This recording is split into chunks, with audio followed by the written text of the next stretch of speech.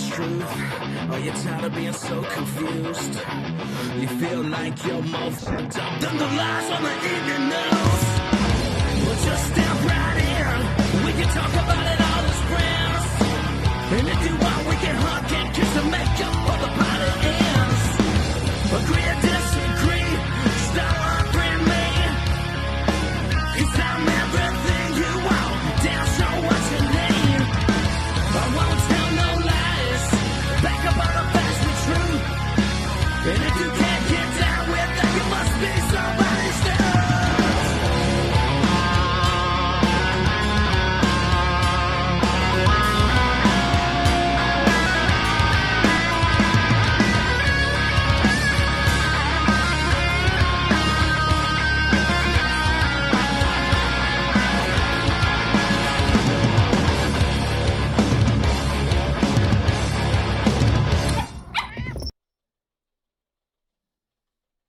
Hey guys, Barry Morgenstein, America's headshot photographer, coming to you from my New York City studio. Great friend of the Dumb Show. It is now time to put down the camera because it's almost 7 p.m. and I'm gonna watch the coolest, the most real and raw show on the internet. It's on every night, 7 p.m. Eastern Standard Time with the coolest guys, Matt, Olivia, Leroy, and Amy. You guys have to tune in to see it. It's gonna be something incredible every night. Check it out.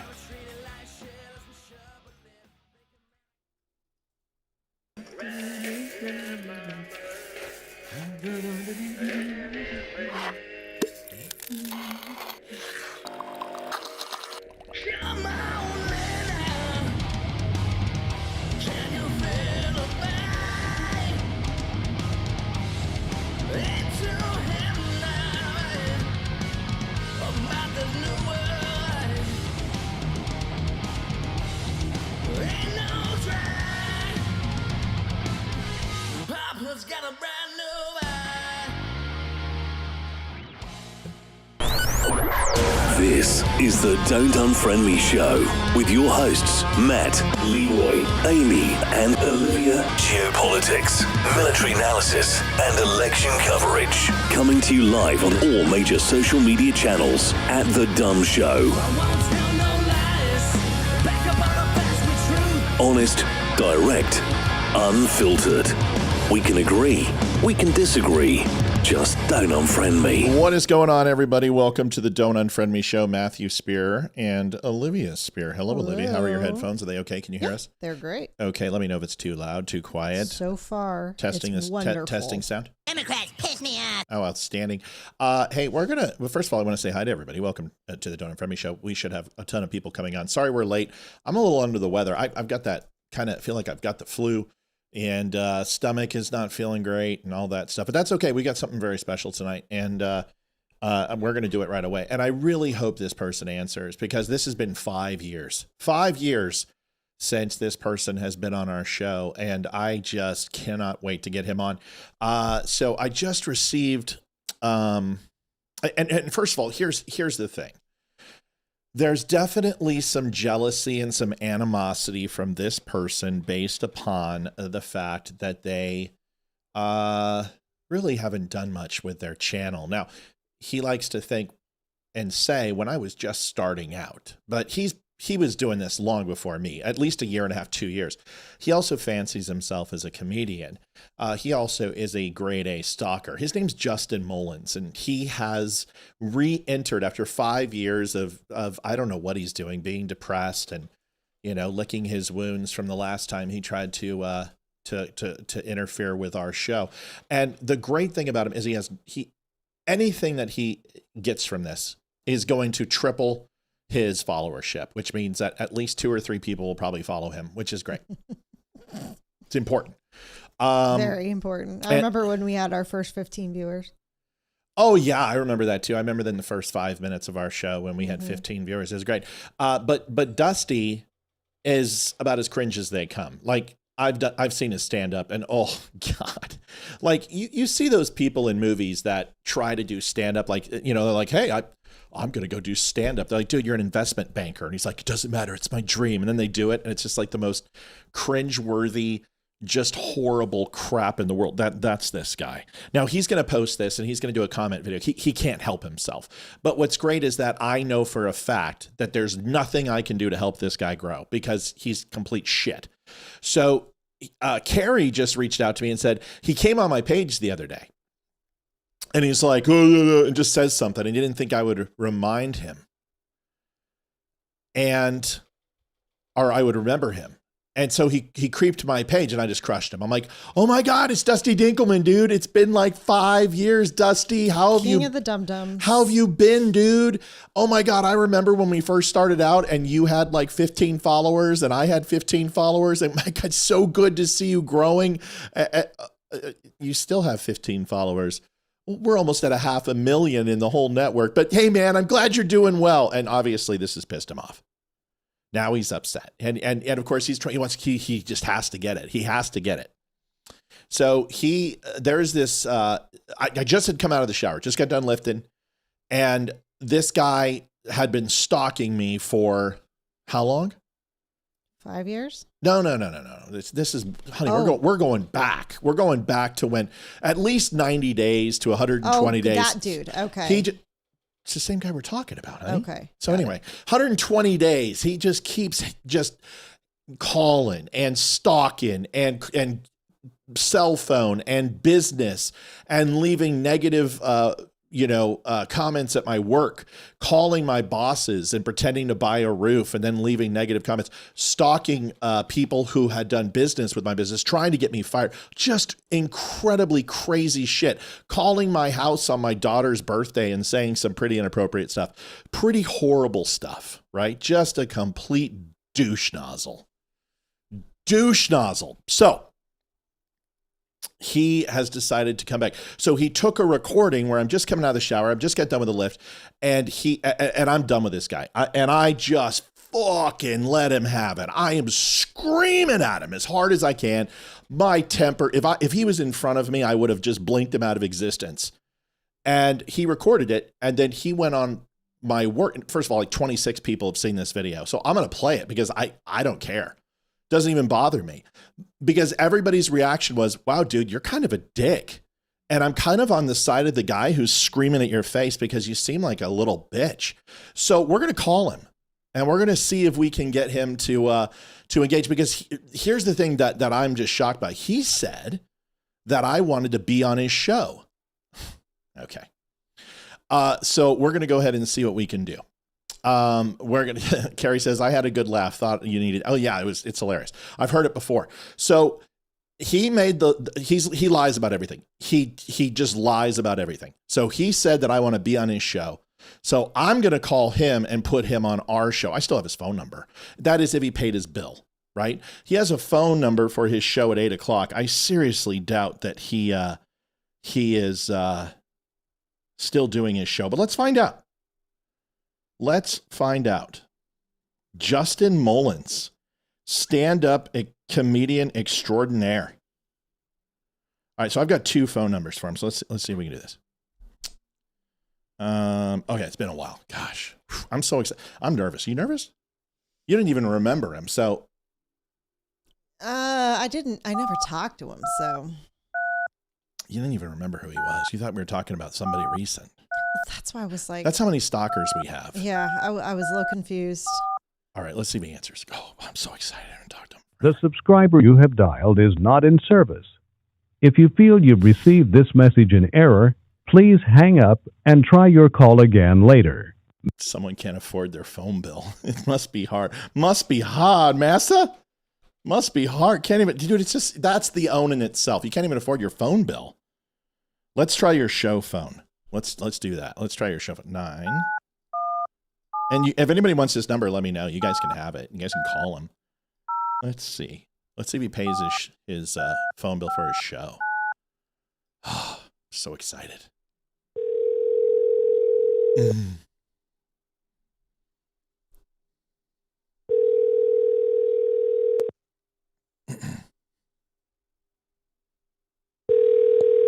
Do you think he failed to pay this phone too? I mean, all those 15 people, that's a lot of money. It's a lot of money, at 15 people. I mean, that's got to be at least $1.50 a month, you know? I don't think he's around. Let's see if it goes to voicemail. The Google subscriber you have called is not available. Oh. Please leave a message after the tone. Dusty Dinkelman, bro. It's been a while. It's the Dumb Show. Matt Spear. Seems like you didn't pay your phone bill, bro. And it didn't even say that this number's been changed. It didn't say anything. It just said that you can't pay your phone bill. It must be hard. 15 followers, man. Here at the Don't Unfriend Me Show, we want to go ahead and make an offer. We would love to catch you up on your phone bill and go ahead and pay that because we're just rolling in the dough, dude. Life is good. We're sitting at 400,000 followers. We've had amazing guests on. And honestly, we forgot about you. So I heard that you said that I wanted to be on your show. Well, it's a complete lie. I've never asked to be on your show in the world because your show is literally just you screaming, melting down like an estrogen-laden bovine. But you can be on the Dumb Show. We would love to have you on here. If you can go ahead and get your sister, who basically you live with, we all understand that, and find the time between you being fired from jobs and not being able to hold a job, we would love to have you on. So why don't you give us a call? Love to see you. Love to hear from you. Please just call into the show tonight. 276-200-2105. Dusty, God, it's good to have you back, man. I'm so glad you're still swinging from my balls. Have a good one, buddy. Anyway, what a bummer. Wish he would have answered. Dusty Dinkelman. It's been a while. Dusty Dum Dinkelman. It's been a while. I hope you guys remember this guy. He was fantastic. He was amazing. We'll see if he calls back. He's now going to get into it. Can we at least listen to the call where I just completely lost my freaking mind? Did he say on that phone call? But I remember him saying. Oh, about Hayden? Mm-hmm. Oh, yeah, he did. Okay. Oh, yeah, what he said about a 13-year-old girl? Oh, but he cut that out. See, he cut out everything. So he says that this call... Actually, she was 11. So that's even worse. Yeah. Oh, yeah, this guy's weird. And what's weird is that we found him, and I got his mom's phone number. I got his whole family's phone number. I called all his... Once he tried to get me fired from work, I just let loose on this kid. So he had made some sexual innuendo and remarks about my daughter. So I started doing background checks on this guy. Now, he says, I'm not... this person, but there is a guy with his name, his age, who used to live in his town, who has inappropriate relationships with underage girls. And he's like, no, it's not me, man. How dare you? You don't know what you're talking about. Same age, same town, small town, same exact name. But he said it wasn't true, so we're going to go ahead and leave it to him. But he did say some inappropriate things about Hayden, which is what got me so fired up. Here it is. Oh, I'm so excited about this. This is so good. It's been so long. The dumbest fucking leftist I've ever heard. You don't even know any. All right, here it is. I'm hot. I'm mad, by the way. I am mad. You can hear it. Okay, can everyone hear this? I hope they can hear this. Here it is. You're the dumbest fucking leftist I've ever heard. You don't even know anything. This is why nobody watches your show. Actually, more people watch my show than yours. Now, this is the guy that said in World War II, I asked him how many people were killed, and he said, I don't know, 500,000? And this is the point where I said, you are the dumbest effing liberal. That's really all I remember about this entire conversation. I can tell you I was pissed. I was going through some times. I think I had a little bit of higher estrogen than normal. I wasn't too happy. It was COVID times. It was just a stressful time for us. Money was tight. So I'm not at my best version of myself. Yeah. No, dude. Fucking hopelessly outclassed. Let's get on. You know what? Let's record this motherfucker. I will tear you up. I wish. Please come on the show tonight. Please come on if you believe that, come on the show tonight. The Second Amendment. There's Dusty. People shouldn't have an ID to buy a gun. I did not say that. Yes, he did. Liberal. I did not say that. Well, first of all, I'm a leftist, so I'm not anti-gun.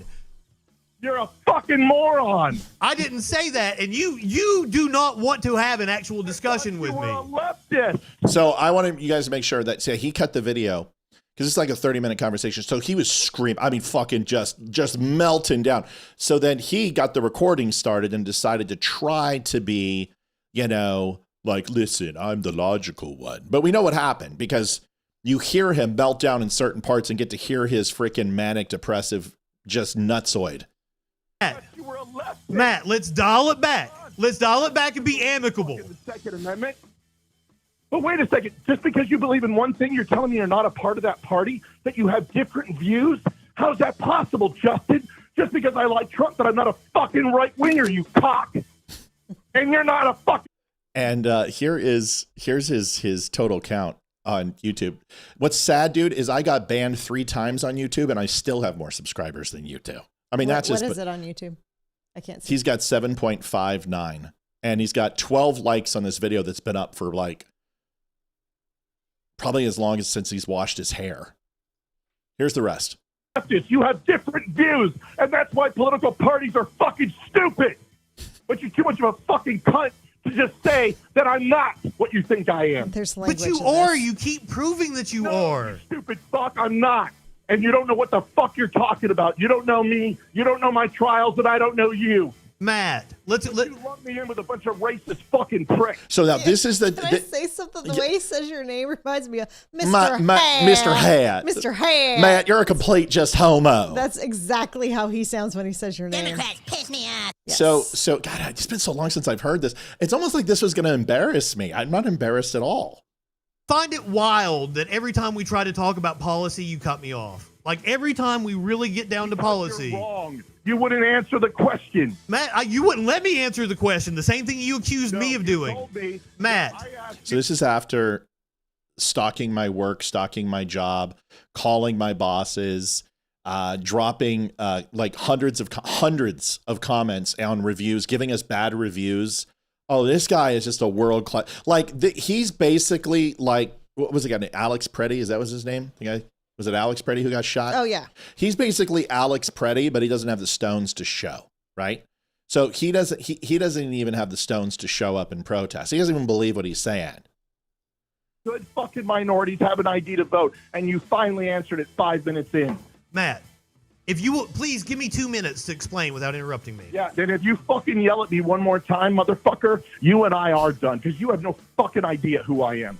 And fuck you very much. Wow, dude, why are you so No, sensitive? dude, fuck you, motherfucker. You don't talk about me. You don't talk about my fucking family. I didn't. He did. Anybody. You don't know me. Wow. I'll fucking end you. You'll fucking end me. Because of my free speech. Because of his free speech. You heard me. Because I made fun of you on the internet. No, because you're fucking stalking my fucking shit. And I got enough to get a restraining order on your ass in about 3 seconds. So keep it the fuck up. A restraining order. I'm not stalking your shit. I'm commenting on public videos. I'm not threatening you. You threatened me. Find my phone number. How'd you find my phone number? You gave it to me. Can I tell you could call me? Yes. No, he didn't. No. This is a reply on an email, and you can see that it doesn't say anything about here's my phone number. So that's in an email signature. So he took the liberty, which is fine. So I'll own it. Yeah, I replied to him on an email at one point, and normally I remove that because he got my work email. Yeah, we didn't even have the dumb show emails back then. You know, No, we weren't we even. didn't. We were so small. Didn't. Yeah. We're still kind of small, but that's okay. I have the email. No, I didn't. No, Wow, no, dude. it says you want to talk. That's all I said. Oh my gosh. Watch the full hour-long clip for just one. He hides behind a paywall. Oh, did he paywall that thing? Yes, he did. Oh, I can get it taken down now. Now I can put it. See, but I won't because I love it. I don't want it to go away. I love that thing. Mr. Matt. Mr. Matt. You know, and what's funny is, you know, he caught me in a real bad time. But this guy had pushed it to the limit. Like to get me, I mean, how many times have you heard me like that in my life? Only a couple. Yeah, you got to push me real hard. But once he started doing the daughter stuff, and once he started calling my work and trying to get me fired, and my bosses we're literally drinking whiskey and smoking a cigar on Brian and Adam's patio and just laughing at this guy incessantly. So he calls and he goes, "Oh, I want to get a roof, whatever." Well, I know who he is. So we call him. And we just completely troll his ass. And Brian and Adam would never, ever listen to some doofus libel. Anyway, Dusty Dinkelman, it's so good to have you back. I figured that would take us into the top of the hour. I can't wait for him to see this because he is going to reply. I just hope he calls in. I hope he has the stones to call in. That would be awesome. Nice. It would be nice. I'd love to hear from him. How's everybody doing? I hope it's all good. Had a good weekend. Monday. World Radio says, what's with the Temu version of Bret Michaels? He kind of does look like Bret. It looks like also that Brett Michaels and Screech had a love child. He does look like Screech, doesn't he? You said that before. That's why we called him Dusty Dinkelman, because it was Dustin Diamond. He died. God rest his soul. You know what's funny is that Dusty Dinkelman, what's sad is that I told you he came back, right? Did I speak any shit about him on Friday? No. What did I say? His father died. And I hope, and that sucks. And, you know, I feel for him. But, you know, dude, if you want to start this up, bro, just come on back. Would love to see it. It's hilarious. We got a lot to talk about, folks. We are a donation-based show. We don't hide behind a paywall like some people and try to infuriate people and then hide behind a paywall. You can reach out to us tonight at 276-200-2105 if you want to call in. I hope Dinkelman calls in. $300 is on the board, thedumbshow.com/donate to get hats, shirts, and all that, even though we're not wearing any tonight. Olivia is looking lovely in a beautiful sweater, and I'm looking lovely in my sweater. I wanted to show you guys a couple of videos. First of all, it's AOC. Olivia, what do we have coming up next week, by the way, or this Friday? This Wednesday. This Wednesday, This sorry. Wednesday, we have Chris Tonto Parental on the show for the full 2 hours.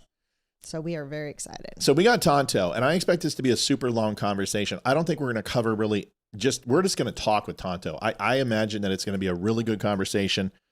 Can't wait to have him on. If you guys don't know who Chris Tonto Parental is, he was one of the heroes of Benghazi who survived Benghazi. And Tonto told me he wanted to go on the Dusty Dinkelman show, but he couldn't find it. So he's going to come on our show instead, which we're really excited about. So he'll be here on Wednesday. If you've seen the movie 13 Hours, he is the hang loose guy. And I don't know who that's played by. Do you know who that actor is? Didn't he play the Halo Spartan? He's been on a couple of things. Yeah, I don't know what his name was, but that's Chris Tonto Parental. He's going to be on. Let's get to the show. AOC had a rough day. Yes, she's had a rough day, man. It's been bad. Just brutal. Let's go ahead and show it. I got 2 videos for you. A teardown of Whitmer and AOC. This is what the Democrats have to look forward to. They literally have nothing to look forward to. They don't know who they're going to run for 2028. They have no concept. Newsom is possible. Whitmer's possible. AOC is possible. They're all going to these world summits to try to find somebody to strike gold. And this is what she did today. It is brutal. What was his name? Pablo Schreiber. We look at what was it? Pablo Schreiber or Schreiber? Schreiber. I don't know. All right, here it is. You know, we look at what happened in Venezuela, for example. It is not a... I got to restart it. Sorry. There we go. You know, we look at what happened in Venezuela, for example. It is not a... It is not a remark on who Maduro was as a leader. He canceled elections. He was an anti-democratic leader. That doesn't mean that we can kidnap a head of state and engage in acts of war just because the nation is below the equator. And the fact that everyone clapped. Oh, yeah. And by the way, I guarantee you there's applause buttons, right? There's definitely below the. Now, here's the thing. This is the thing that happens is people get excited about her saying that. About the, did you see the message is held for review? That is really effing annoying. No, it's not. It stops our little boy Wonder from trolling because it's him. No, it's not. It's doing it on everyone. And it's really well, annoying. if they cuss or say something really bad, that's what it's for. I don't care. I don't either, but it's doing it on everyone. And it's doing on basic comments too, like, hello, everyone. And I have to show it and it's hiding it for review. And I'm like, I wonder if there's a setting I can fix. There is a set, like, I don't care. I don't want that. So I'll is that on YouTube? Yes. All right, YouTube only. I'll fix it. I'll fix it. So see, the problem with AOC is she says so many dumb things that people will fixate on the equator thing. And I want you to ignore that because honestly, that's not, I understand that people are like, it's not, but it's an honest mistake, right? I can give her that. Is it close? Is it far? It's fairly close to the equator. Is it below? No. Fine. So you did horrible in geography. But what we should do is listen to the other things she said that were completely false and completely untrue, because that's where the damage is being done. This is the problem. Here it is. Listen to it again. You know, we look at what happened in Venezuela, for example. It is not a it is not a remark on who Maduro was as a leader. He canceled elections. He was an anti-democratic leader. That doesn't mean that we can kidnap a head of state and engage in acts of war just because the nation is below the equator. And so let's listen to the falsehoods besides the geographical complete step in dog crap here. What are the things that she said that were not true? Well, one, would he really be considered a head of state? Because I guess he was. Well, he's a dictator. So, Yeah. And state being the formal government, state being a non-sovereign nation anymore because he's a dictator. But sure, he's a head of state because he's president. But the elections, we know, were completely falsified. We know he has held power indefinitely. We know he's a dictator. We know he's killed political opponents. So all of these things aren't true. But the one thing that drives me crazy is something that Olivia said that I do. And it's hard sometimes getting feedback. So Rachel Compost Duffy, who is on the morning show, what is it?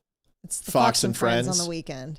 And she's always goes in there and she'll be like, well, guys, I'll tell you what, yesterday we had lunch and then we listened on the TV and then they had on. And I'm just like, it's like she can't say any Spanish word without absolutely just the accent, and it drives me up the wall. And then Olivia is sitting there looking beautiful, getting ready to put her makeup on. And of course, she's like, yeah, but it's funny. You do the same thing when you say Bahrain. And I didn't argue, did I? No. I was like, you know what? You're right. That's annoying. That's why I shouldn't do it. Even though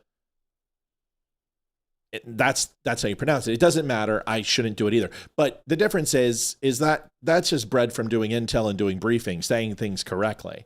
She does it because she wants everyone to know she's Mexican. Well, AOC does the same exact, and don't tell me she's El Salvadorian or Puerto Rican or from Dominican. She's Mexican. Okay, they're all Mexican. Every single Latin person is Mexican. Just make it simple. We're from Texas. It's the easiest thing to figure out. So when AOC does that, that's frustrating. But the whole point is that she used the word kidnap. And what people don't seem to know is that Maduro had an arrest warrant. He had an international arrest warrant. And we executed an arrest warrant. Now, people might say, well, why did you use the military? Well, because you're not going to go there with the local sheriff's department to go arrest this guy. You're not going to go ahead and get Interpol to arrest this guy. He had a standing army, for God's sakes. So the United States did what they always do. They went in, they took Delta, they used power, an immense amount of power to take this guy with pretty flawless precision, with no American casualties, and I call that a win. But everybody's so transfixed on her stupidity about the equator, they're not even focused on the lies she's saying. The lies. This is a person on the world stage who's lying on America. She's representing the United States, and she is fictitiously and vindictively lying on the United States. And considering what her words are, this allows the international world to say, well, now we can go ahead and press war crime charges against Trump because she's admitting that this is a war crime and she speaks for the United States. Where's the personal accountability and responsibility for an elected official not to be dishonest, but also to have loyalty to your country? Well, she's Democrat, so that's not part of the requirement to run as a Democrat. Well, I think we understand that. Matt Howard, it says she's Mexican. They're all Mexican. I'm just letting you know. Mexicant is what that Mexicant, that's funny. So here is the second one. And this is even worse because this brings Whitmer in. I mean, it was on display for everybody. No offense. Can we just say that we want the Democrats to run a woman for the third time? I do. I want them to run a woman for the third time. I think third time's definitely going to be the charm for Democrats. And no offense, Liv. I know you're a woman too, correct? I don't want to assume your gender. I think you are too. I need to ask a Democrat for 100% sure, because I'm not quite sure how to define that yet. So. Do you think that a woman can be president? Just be honest. Just with everything you've seen, especially, let me rephrase that. A Democrat woman, especially with what you've seen from the leftists and the liberals. No. Why? Because they don't have any candidates that are good. And well, what do you define as good? Somebody that can actually have something in common with both sides. And what the left does is they alienate half of the country and call them names and put them down and insult them and then think that they're going to get voted for by the Republicans after we've been called all these names. And it's not going to happen. And I don't think it's going to happen on the right either, because I don't think that America's ready for a woman president. Well, let's look. I agree with you on the right too. I mean, let's look at what the right has to offer. Elise Stefanik, that died on the vine pretty quick. People were saying that she should be vice president. Let's look at Marjorie Taylor Greene. She's going to be on The View soon. Lauren Boebert. I mean, there are some intelligent women who are in the Republican Party. Kat Kammett comes to mind, but these people aren't presidential material. Like, there's nobody that stands out.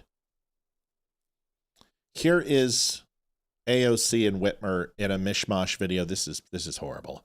What is the difference of taking someone from below the equator? Well, she's trying to signify and dignify the remarks that there is a overall racial stereotype with the Southern Hemisphere when it comes to Black people and Hispanics because of the sheer volume that come from those areas. And the Mercator projection, when you look at the overall way that the world was laid out and the way that the size of the continents and how they were overall presented, that Africa was underrepresented, South America was underrepresented, United States was overrepresented, Eastern Europe was overrepresented, Greenland and Iceland, so proportionately there is this overall nuance with the left that the map is inherently racist in itself based upon its design and how it was drawn. And also go ahead and say that it's upside down, and that the reason why it's upside down is actually North would be considered South America and Canada and the United States would be South, which the whole point of it is that there is negative connotations like the east side of the tracks versus the west side of the tracks, that whoever's on top is more powerful, more educated, more financially and fiscally responsible, et cetera, et cetera, et cetera. So therefore, North America and Northern Europe and Northern Asia has this dominance based upon its geographical location to the southern portions of the country, but truly that it's actually upside down, and the true North is the South. So that is bullshit. As far as the sizes of the overall states, the reason why a lot of that was done is so they could fit in longitude and latitude and the overall system of using longitude and latitude proportionately for navigation. But once again, there are a lot of discrepancies on the map that you know. And if you ever want to question that, just look at a satellite picture of the Earth as it goes around and look at the sizes of the land masses, and it's nothing close to where maps are at right now. Africa is absolutely just gargantuan and underrepresented on the map. So her whole point is anything south of the equator is essentially the east side of tracks. Does that make sense? Yes. Okay. Now, here's another reason I don't think that a woman will ever become president, especially on the left. Especially on the left, is she's going to have to prove she was born in the United States. And according to them, it's going to be too hard for her to get an ID. It's going to be too hard because it's sexist to require an ID by a woman because women are too stupid to obtain IDs. That's a good point. I completely forgot about that. So, and if she's Democrat, she's probably going to be a person of color, and they're just equally dumb as women. They can't get IDs either. And here's the other thing. How do they even know it's a woman? Because they can't define a woman. So how can they put forth a woman candidate when they can't even define what that is? You're making really good points. So I don't think it's going to happen. You're making good points, honey. I know. Yeah, Mr. White. Hi. I was like, Yes, something's science. grabbing my foot. It's very, very good, honey. Thanks. I didn't think of that. I didn't think about that at all. But now it's completely accurate. Women can't be president because they can't get IDs. Mm-hmm. They're too stupid, and they're also minorities on the left, so they're minorities, so they're equally stupid, and they don't know what a woman is. So these are all great points. Maybe Gavin Newsom will run as a woman. AOC and Whitmer, here it is. On Ukraine, what does victory look like? I personally believe, I do think that and the Iraq everywhere, like such as Ukraine's independence, keeping their landmass, because some people out there in our nation don't have maps. I think that this is such a, I think that Everywhere, like such as this is a, and the Iraq. this is of course a, I do think that I believe that having the support of like such as all the allies should help South Africa. It should help the Iraq and the Asian countries. is the goal, from my vantage point. Thank you very much, South Carolina. On Ukraine, Oh, retard alert! Retard alert, class! I wish I could say that I clipped those things. And Megyn Kelly did it, so congratulations to Megyn Kelly's show. I would much rather steal other people's content and add money behind it and put it behind a paywall like some people we know. But I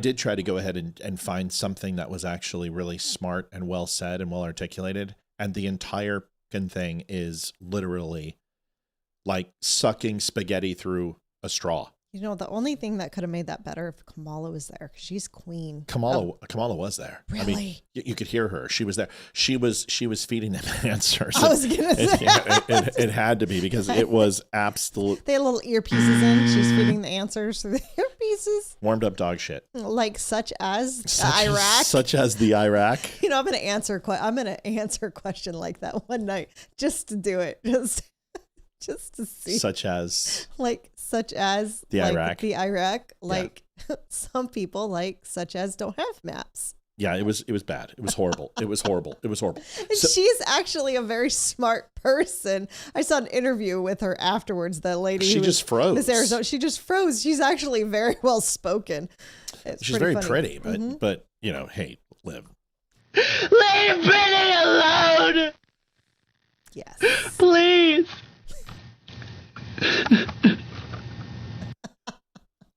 It's good stuff. Folks, days. We got to share this on Twitter. Let's get it out. Usually our numbers have been up in the 200s, but it's kind of slow tonight. Twitter's having a hard time. You can't share it at the moment.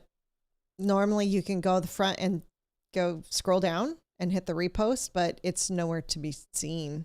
Well, I know that my blue check mark, I canceled it, and then I realized I shouldn't have, because there's a whole bunch of shit that it does that I need it to do. So being able to download videos and also sharing more than 200 words. So, such as the Twitter. So I had to put it back on, and I'm waiting for it. So that could also be it, because it's in limbo. Donations, folks, thedumbshow.com/donate. We'd love to get us started tonight. It's already an hour in and we're at zero. Not a good thing. Zero. I'm supposed to remind you about that. Oh yeah. You know what? Let me do that at the end if we have some time. Teachers in Florida come out and an open conversation and said that their students are required to protest. Did you had shared this video with me? What is it all about, please?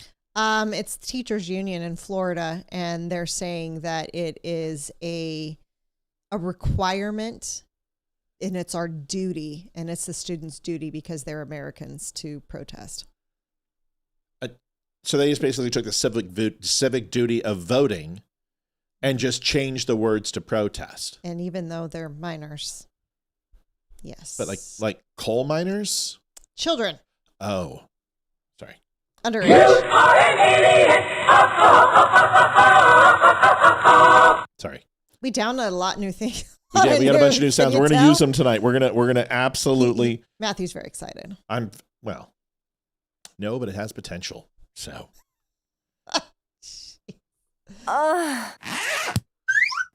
can do this all day long. This is great stuff. All right, folks, slapstick comedy over here at the Don't Unfriend Me Show. Here is this protest video. This is so stupid. Watch this. Florida students are confronted with videos of ICE raids, of families being torn apart, and of Americans being murdered for using their constitutional rights. They respond. They organize. They speak out. And they do what American students have always done in moments of injustice. They stand together and demand safety for their peers, their families, and themselves. And that response, while framed by some politicians as radical, is rather reasonable. It's rational. And in a moment like this, it is required. To any students being told that they do not have the right to speak out or walk out on their campus, I want to be clear. This is the United States of America.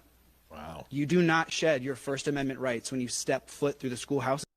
Florida students are confronted with videos of ICE raids, of families being torn apart, and of Americans being murdered for using their constitutional rights. They respond. Sorry about that. Go ahead. I am waiting for DeSantis to respond to that video. So what's the argument? I mean, what's the argument here? Is that I don't understand. Show me the controversy.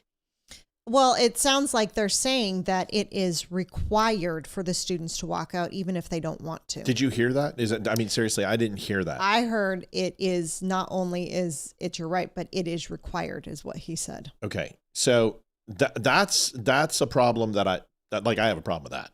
That's where DeSantis should step in because they're forcing students to do something that honestly shouldn't even be talked about in high schools. College, great, whatever. But you can talk about it, but you shouldn't do this. This should not be promoted and this should not be backed up and the school should not allow this to happen. Right. I completely agree. My last question for you. I completely agree with you. Like, I think the moment that peer pressure is hard enough in school, when you start adding teachers to it, and guidance counselors. I mean, you heard from Hayden. Hayden was afraid to do things in school because she thought she would be punished because of her beliefs about Charlie Kirk or her religion or anything else. So, when you put that into the equation, it creates a problem, Yes. So I'm with you. If that's the case, then yeah, absolutely. I'm not okay with it. I wanted to do this video and, the reason I wanted to do this is because, I think Jordan Peterson has been getting a pretty bad rap lately. Now, Jordan Peterson, if you go back 2 years ago, was probably considered one of the greatest conservative minds today. And of course, the black pillars, the people like Nick Fuentes and Stu Peters and all these other guys, these douchebags, who despise and hate the Jews, have decided that Jordan Peterson is no longer an intellectual and doesn't deserve respect. Now, Jordan Peterson also got, I want you guys to understand something, is that people, no matter how articulate they are, no matter how strong they are at debate, people have bad days. People have bad days. People sometimes are not as proficient. They could have got some bad news about a mom or a dad, whatever it is, their dog could have died. And there were a few debates about Jordan Peterson, especially against one kid when it came to his religion.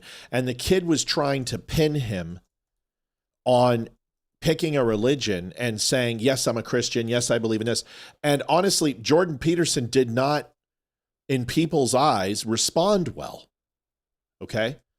And that he was just getting cooked by this kid. Well, this kid was very arrogant. He wasn't interested in having a conversation with Jordan, and he was interested in just playing nana nana boo boo, stick your head in doo doo, like a Mullins guy, or a Balls type of guy. No intellectual prowess.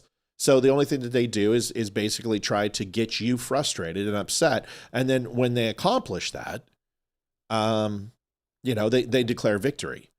So this was a conversation that allowed Jordan to reflect, have the time to take his time, because that's important to me too, is that when you're in a conversation or a debate with somebody, which I don't believe in debate bro shit, but if you're just gonna have a conversation, you should have some time to stop and reflect. And I love that Jordan Peterson does this. This is hands down exactly where I'm at when it comes to my faith. And people try to pin me down as a Christian, wonder why I don't wear a crucifix, or ask me, what my faith is with God and what my relationship with God. And my pastor is very well aware of where I stand. Olivia knows where I stand. I don't take communion for that reason. This is one of the most, in my opinion, strongest videos from Jordan Peterson. I really want you to listen to it because it's really fantastic. Listen up. It's such a curious one that a lot of people want to know. Why is it that when people ask you if you're a Christian, you don't really answer it like straightforward, like, yeah, I follow Jesus Christ, I'm a Christian? Because the question is almost always manipulative. It's not really a question. It's a veiled demand that I declare my allegiance in the manner they see fit at that moment. When people say, too, that they're a Christian, I actually generally don't really know what they mean. Not everyone who says, Lord, Lord, will enter the kingdom of heaven, right? So be careful what you claim. It's a high bar. But you're such a good reflection of Christians. Does the Bible verse scare you when they say that they'll deny me in public, I'll deny you in front of my Father? Because you're denying them because they're trying to set you in a trap. Would you not have confidence? I'm denying the questioner ownership over my tongue. What do you classify yourself as? If Jesus came down right now, would you be his son? Or would you be somebody who's studying Jesus? What do you think? My perspective is that you are a God-fearing man. You're learning and you're taking what God gave you and you're teaching others. From your fruits, if I tasted them, I said, this is a righteous man that's after God's heart, like David. But then your mouth will say, who says that I'm a Christian? So it does confuse me as somebody who does watch you. That's a good answer.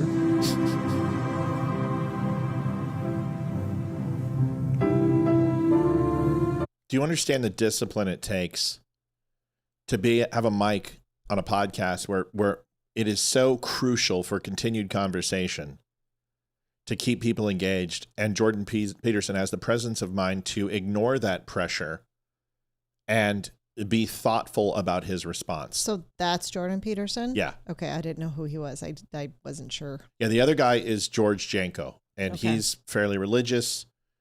He's actually does a I really can tell by the tattoo on his arm. Yeah, he does a very, very good show, and he's very thoughtful. This is multiple shows I've seen of him.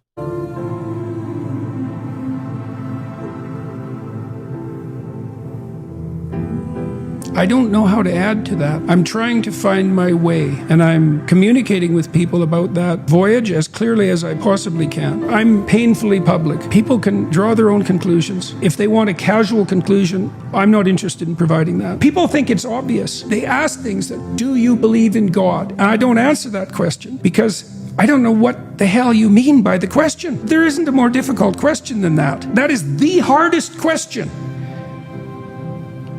Well, it's simple. You say yes or no. It's simple, isn't it? The entire religious enterprise of the human race for the multiple millennia we've been pursuing our upward aim, that's all simple. It's not simple. What does believe mean? Does it mean you go to the cross willingly? And if that's what it meant, would you say that you believe? Because that's what it means. My last question for you is such a curious one that a lot of people want to know. Why is it that when people ask you if you're a Christian... Sorry, I forgot that was another window. Would you go to the cross willingly? That's very deep. Yeah. That's pretty deep. You know, it's not as, are you a servant of God? Do you try to live in his image? Do you try to be a good Christian? Do you follow the basic codex that prescribes you a chance to enter eternity? Those are all self-serving concepts and goals. Would you surrender yourself to the cross willingly?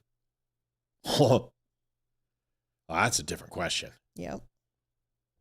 Because what is the risk of believing in God, truly? What is the risk? There is none. Not really. There's no risk, because if you're right, you're rewarded. And if you're wrong, you won't know. So what's the real risk? Living a good life, having faith, being devoted to your spouse, not lying, not stealing, not coveting the neighbor's wife, not bearing false witness. I mean, is there really anything better than the moral codex of religion? No, because that's what all fundamental morals are based off of, at least in our society.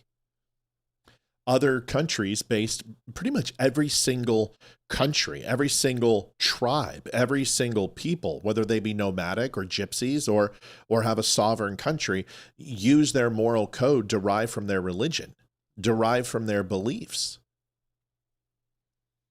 And there is no greater religion for love than Christianity. So is there really any risk? Well, there is if you say, listen, live this life and ask for forgiveness and realize I died for your sins and that sacrifice, and be honorable of that sacrifice and respect that sacrifice and repent, and you'll be rewarded with eternal life in heaven with me. But this is a little different. Believe, follow the codex, follow the belief structures, follow the moral code, surrender yourself to God.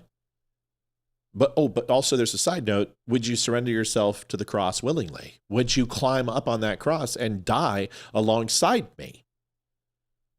That's a different thing, isn't it? Very deep. I was very moved by that video. I thought it was incredible. I really did. I really do like Jordan Peterson. One of my goals is to sit and talk with him, because I think that people waste their time with Jordan Peterson. And I think Jordan Peterson wants to be profoundly impacted by your words. And he just can't find anyone to do that with him. Very rarely. I think there's a very select few people who would expound on his intrinsic thought, his self-thought, the thought that he can't share because he is so far above most people's, not only their projection of their own intelligence, but their internal intelligence. He's a very, very smart guy. I think a Mike Rowe would be able to intrigue Jordan Peterson. I don't know if Mike Rowe's ever talked to Jordan Peterson, but man, that would be a great interview. I would love the shot. I would love the challenge of sitting down and talking with him, because I think there is a value to Jordan Peterson that if you can truly inspire him with a thought or a concept that he hasn't already navigated through, you're going to see an incredible exchange of information that will probably be life-changing. And I think this gentleman here, George Jonko, probably was like, holy shit. Not only did I tap into that, but I got my entire audience to see a side of Jordan Peterson that most people don't get a chance to see. That to me is the single-handedly the best thing you could possibly achieve with a guest. You know what I mean? Yes. Anyway, that's long, but that's what I mean. $50, Stefan. It could be either. Stefan, Stephen, Zymazak. Zymazak. I'm going to say Zymazak. You're not going to have two silents in one word. Zymazak is what I'm going to say. Let me know if you're right. Steven, it doesn't matter. You can spell it and say it any way you want. $50 is sweet. We appreciate you. Thanks so much. Did that stay here with you, or did that? A little both. It was a deep thing that he said. It's very profound. Yeah. The ending was pretty amazing, though, right? I mean, what a statement. Yes. Did you willingly go surrender yourself to the cross? Whew. I mean, that is a power. The answer to that question is no. I'm not ready. No, I'm not. So I will continue. I mean, would you? Would you surrender yourself to the cross if they came and mark of the beast and pounded your door, and you knew that this was the final choice, the Antichrist, the mark of the beast, the end of days? I would like to say I would, but I probably am not that strong. I'd definitely push you forward. Take her, not me. She's ready. I'm not ready yet. Can I have another 10 minutes just to tidy up a little bit, shave, shit shower, shave? Yeah, Peterson's been through a lot. He's got a lot of demons, and he carries a lot of demons. I just thought that was pretty profound. Calling CPS on conservatives. You know, this is the type. Close enough. It sounds like sim check. Sim check. That's great. Yeah. Now we know. Czechoslovakian? Sim check. It's got to be. JD Stillwell. It's not Polish. Faith, the beginning at the end of the belief. My opinion, let's have an awesome week with the show. Yeah, let's have an awesome week. We're going to call Dusty Dinkelman here in a few minutes, see if he's on his show. So excited. Oh yeah, it starts at 8, doesn't it? Let's do it right now. Let's just get that. Let's get that out of the way because I want to see. I want to see if we can get him on. Let's see. It was this one. No, that's SMS. There you go. That one. New York. You don't live in New York, dude. I know where you live. You little scammer, you. Let's see if he's here. The Google subscriber you have called is not available. Please leave a message after the tone. Guess he doesn't do his show anymore. Wow, the shocker. We shocker. should go see if he's on live. Oh, we should. That's even a better idea, sweetie. Jeez, look at you. If only there was something we could do. If there was only way that we could to find out if he's live. I don't even know how to raid somebody. It's Polish. It really. I was thinking it was Polish because I was like not Polish. Usually I'm pretty good at that. Good for you. I was thinking because I used to work with somebody who had a last name sounding very similar. Well, there you go. I don't think he has a channel anymore. What was the name of it? And it was only on Rumble? No, he has it on YouTube and everything else. What's the name of it? I don't know. I mean, this is no joke. Well, go back to the recording, and it's going to be up there on the recording. Listen, Liv, stop using logic on me and stuff, man. I mean, seriously, God, knock it off. Birth control makes women unattractive and crazy. There has a good reason I don't take birth control. What's even his name? I can't even remember his name. What was it? Mullins. He's so forgettable. I can't even remember his name. I can't even find his page. Where's his page? Oh, it's not even here. You can't even put it. This is pathetic. My God, Justin, what have you been doing? Like, can't find anything? Maybe I should help him. Do you need some advice on how to create a really cool network? Where's Carrie? Carrie, where's your... Okay. Carrie, I'm sorry I didn't know that you were texting me. I didn't put your number in, and I forgot to. It's my fault. Oh, here it is. I can't stop being horny for stupid Republican women. 128 people on Facebook follow this guy. Is that Facebook or Rumble? This is Facebook. I can't find him on Rumble. I don't know where he's at. Okay, let me look it up. Justin. You got one laugh emoji on my video? Oh, dude, we gotta raid this guy. Can somebody go over here and give him some likes? Wait, go down. I need to see how to spell his name. Mullins. Here's YouTube. Oh, Justin Freaking is his name. There it is. See if he's live. I don't think he's live. He's not even live. He's just surrendered his entire show. Oh, he hasn't posted anything in years. 4 years ago? Years. 12 views? Bruh. Let me help you, bruh. Let me help you. This is pathetic. Nobody even goes there. It's like a ghost town. I'm wondering if I could find some of his stand-up. It's so bad. Oh, God. Let's see if I can find some of it.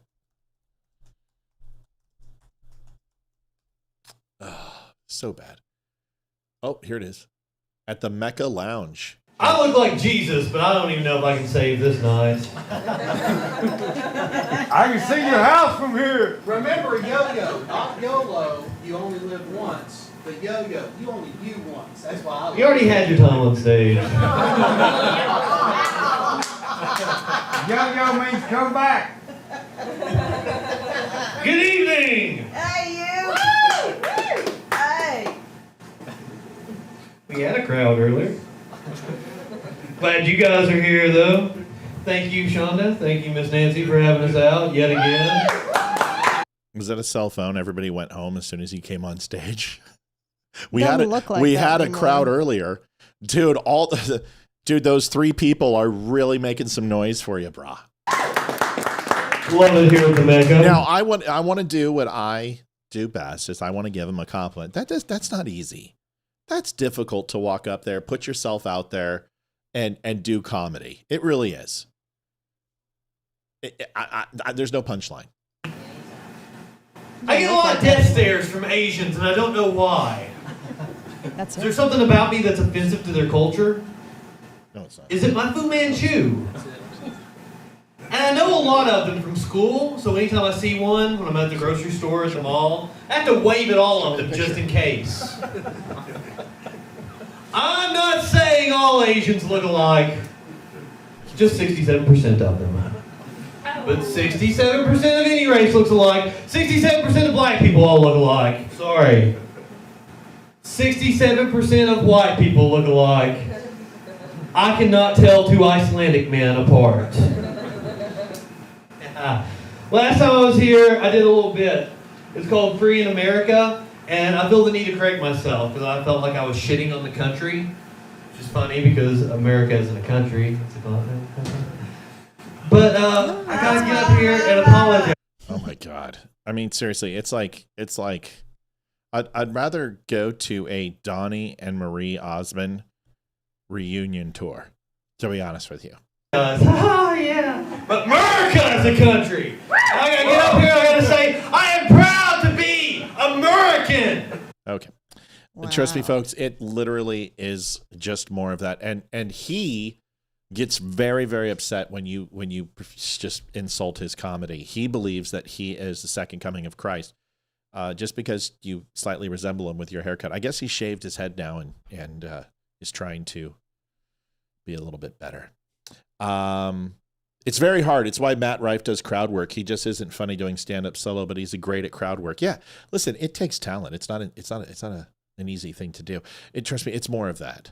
You can go look it up, and along with these 7 other people who've seen it, if you would like to look it up. Looks like he doesn't have a show anymore, so that's sad. So, hey, I hope we see a great American comeback. You know what I mean? That would be awesome. Good for him. Here is calling CPS on conservatives. This video that just came out. This lady has now had criminal inquiries against her. Don't diss Donnie and Marie. I apologize. I forgot the audience. I apologize. Forgot. Go ahead, honey. You can put that in. JD Stillwell, $20. I missed it, obviously. JD, thank you. Did you hit him on that? Yes, I did. I thought I did. Well, I forgot. Sorry if I didn't. I apologize. I forgot. Yes, JD, thank you, there you JD. go, buddy. We appreciate you. Here is calling CPS and conservatives. Good evening. I'm going to go off script here and say congratulations, Dr. Newsom. And in the announcement of your position, it was said, we hope you will be more inclusive. I agree. I would like the anti-racism statement returned.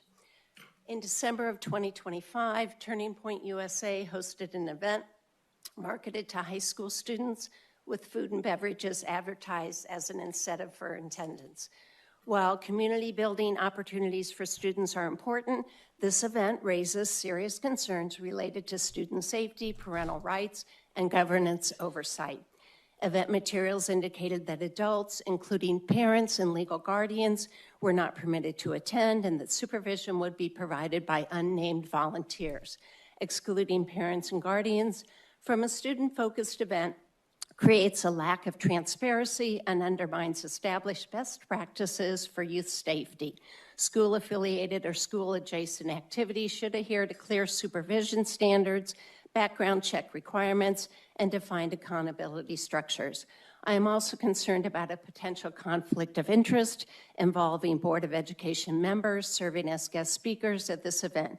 Board members are entrusted with fiduciary and ethical responsibilities, and participation in events targeting students, particularly when parental access is restricted, warrants careful review to ensure compliance with district policies, ethics guidelines, and public trust obligations. Students are widely recognized as vulnerable population. They are in critical developmental stages and especially susceptible to influence. For this reason, safeguarding measures, parental involvement, and transparency are essential. All Board of Education members in this room are mandated reporters under state law, as I am. Based on the circumstances surrounding this event, a report was made to Child Protective Services. All of this was provided along with. Thank you for your comments.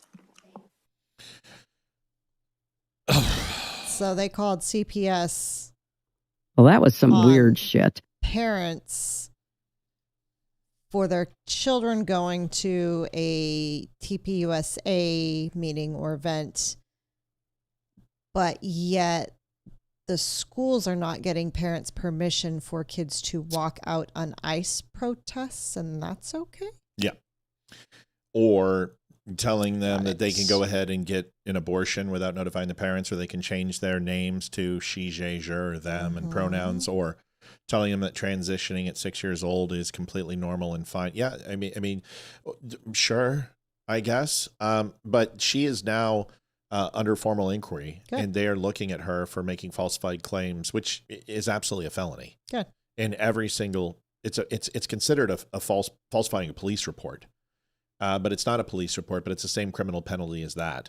CPS has the ability to remove kids from home. They can recommend arrest from parents. They have a lot of power, as you and I both know. Mm-hmm. Well, here's the thing. If I'm not mistaken, this was a meeting at a school. Mm-hmm. And I've been a part of extracurricular activities at school and clubs at school. And even if they were after school hours, as long as there was a teacher there, we were allowed to have our meeting. Yeah. We didn't need parents in the room supervising us, because we were still on school property and we were on school grounds. So there was no parent needed. So why is this an issue?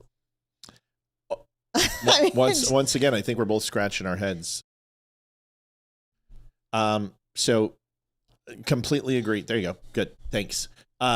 Listen, I can't argue with you. Everything you're saying is absolutely correct.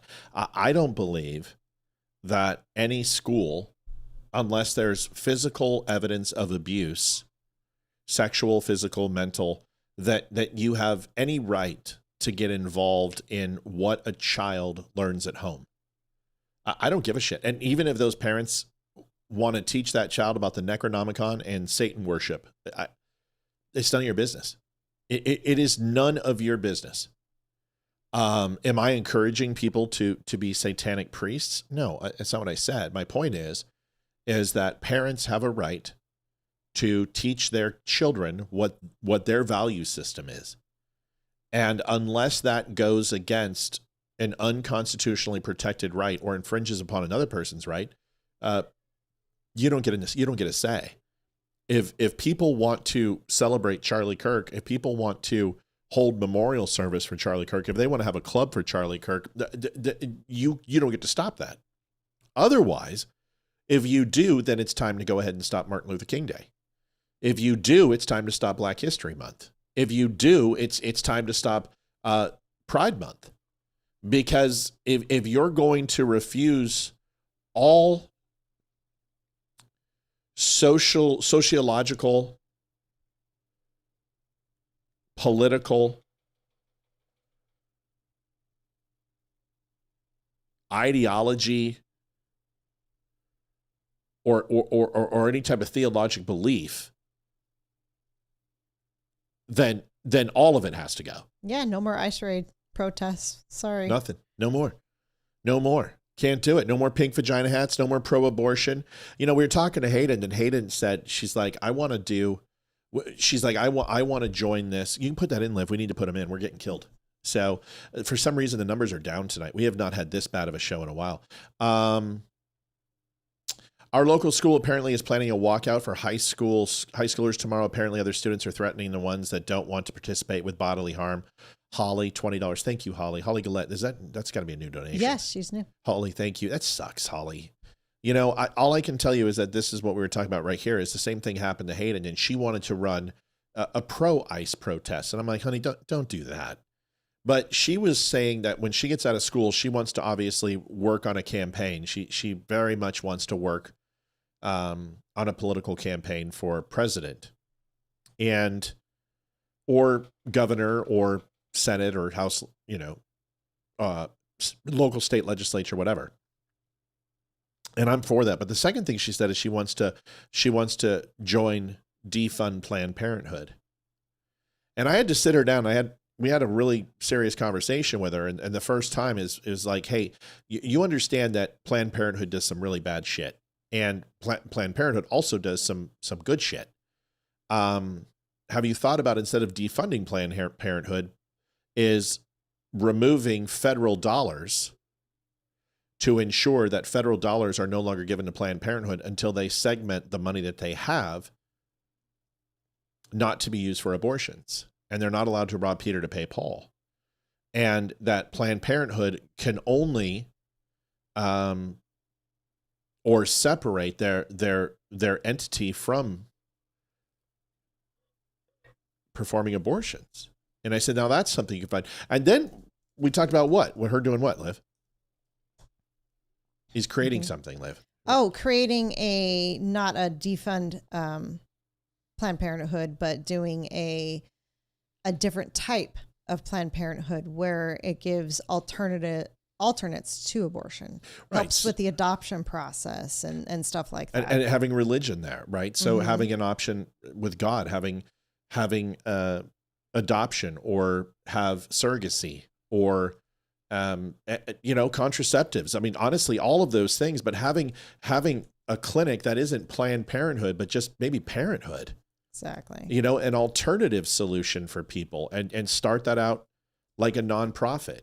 And, at some point, you've got to understand is that if you don't have a conceivable option for young girls, the decision that they're going to make ultimately will be the wrong one because it's going to be uninformed. And I think it's important. It's not Mel Mo. It's Mel Low. What'd I put? Mel Mo. Oh, sorry. So something to think about. Go ahead. So I'm not completely against Planned Parenthood. I don't like the fact that they are all about abortion. Smell low, the heart of the wise inclines to the right, but the heart of the full to the left. Ecclesiastes 10:2. Thank you very much. Thank you very much, Mel. Appreciate it. When we first got together and I had no health insurance, Planned Parenthood helped me a lot. And they were my main doctor for quite a few years until we got health insurance and I was able to afford to go to a primary care. So they've done good things and they still are doing good things.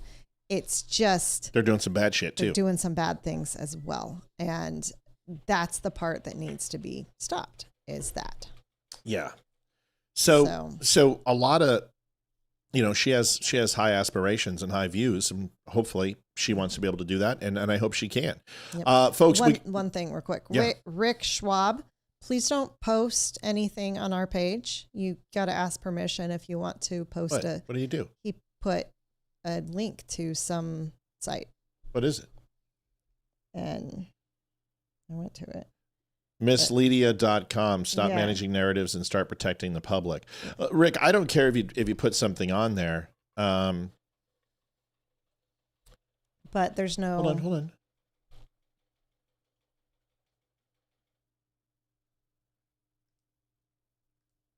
Yeah, Rick, we usually don't share links because it draws away attention from the show, especially on a night that we're just getting slaughtered. Just a shitty night slow.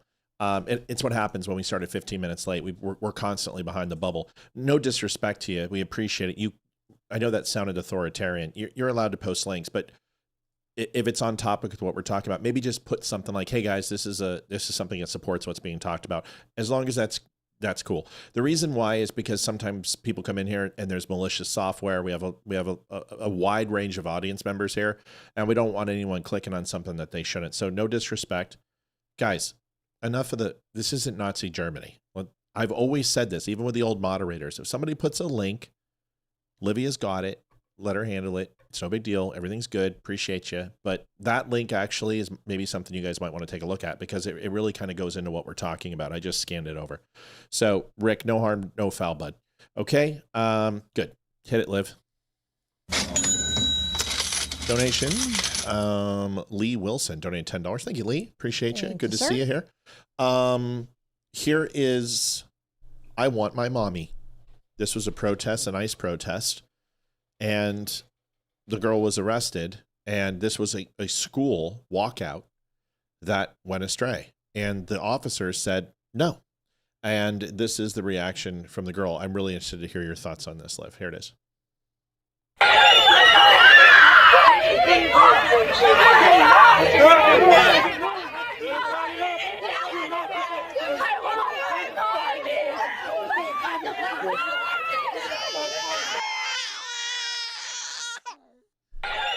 Let's watch it again.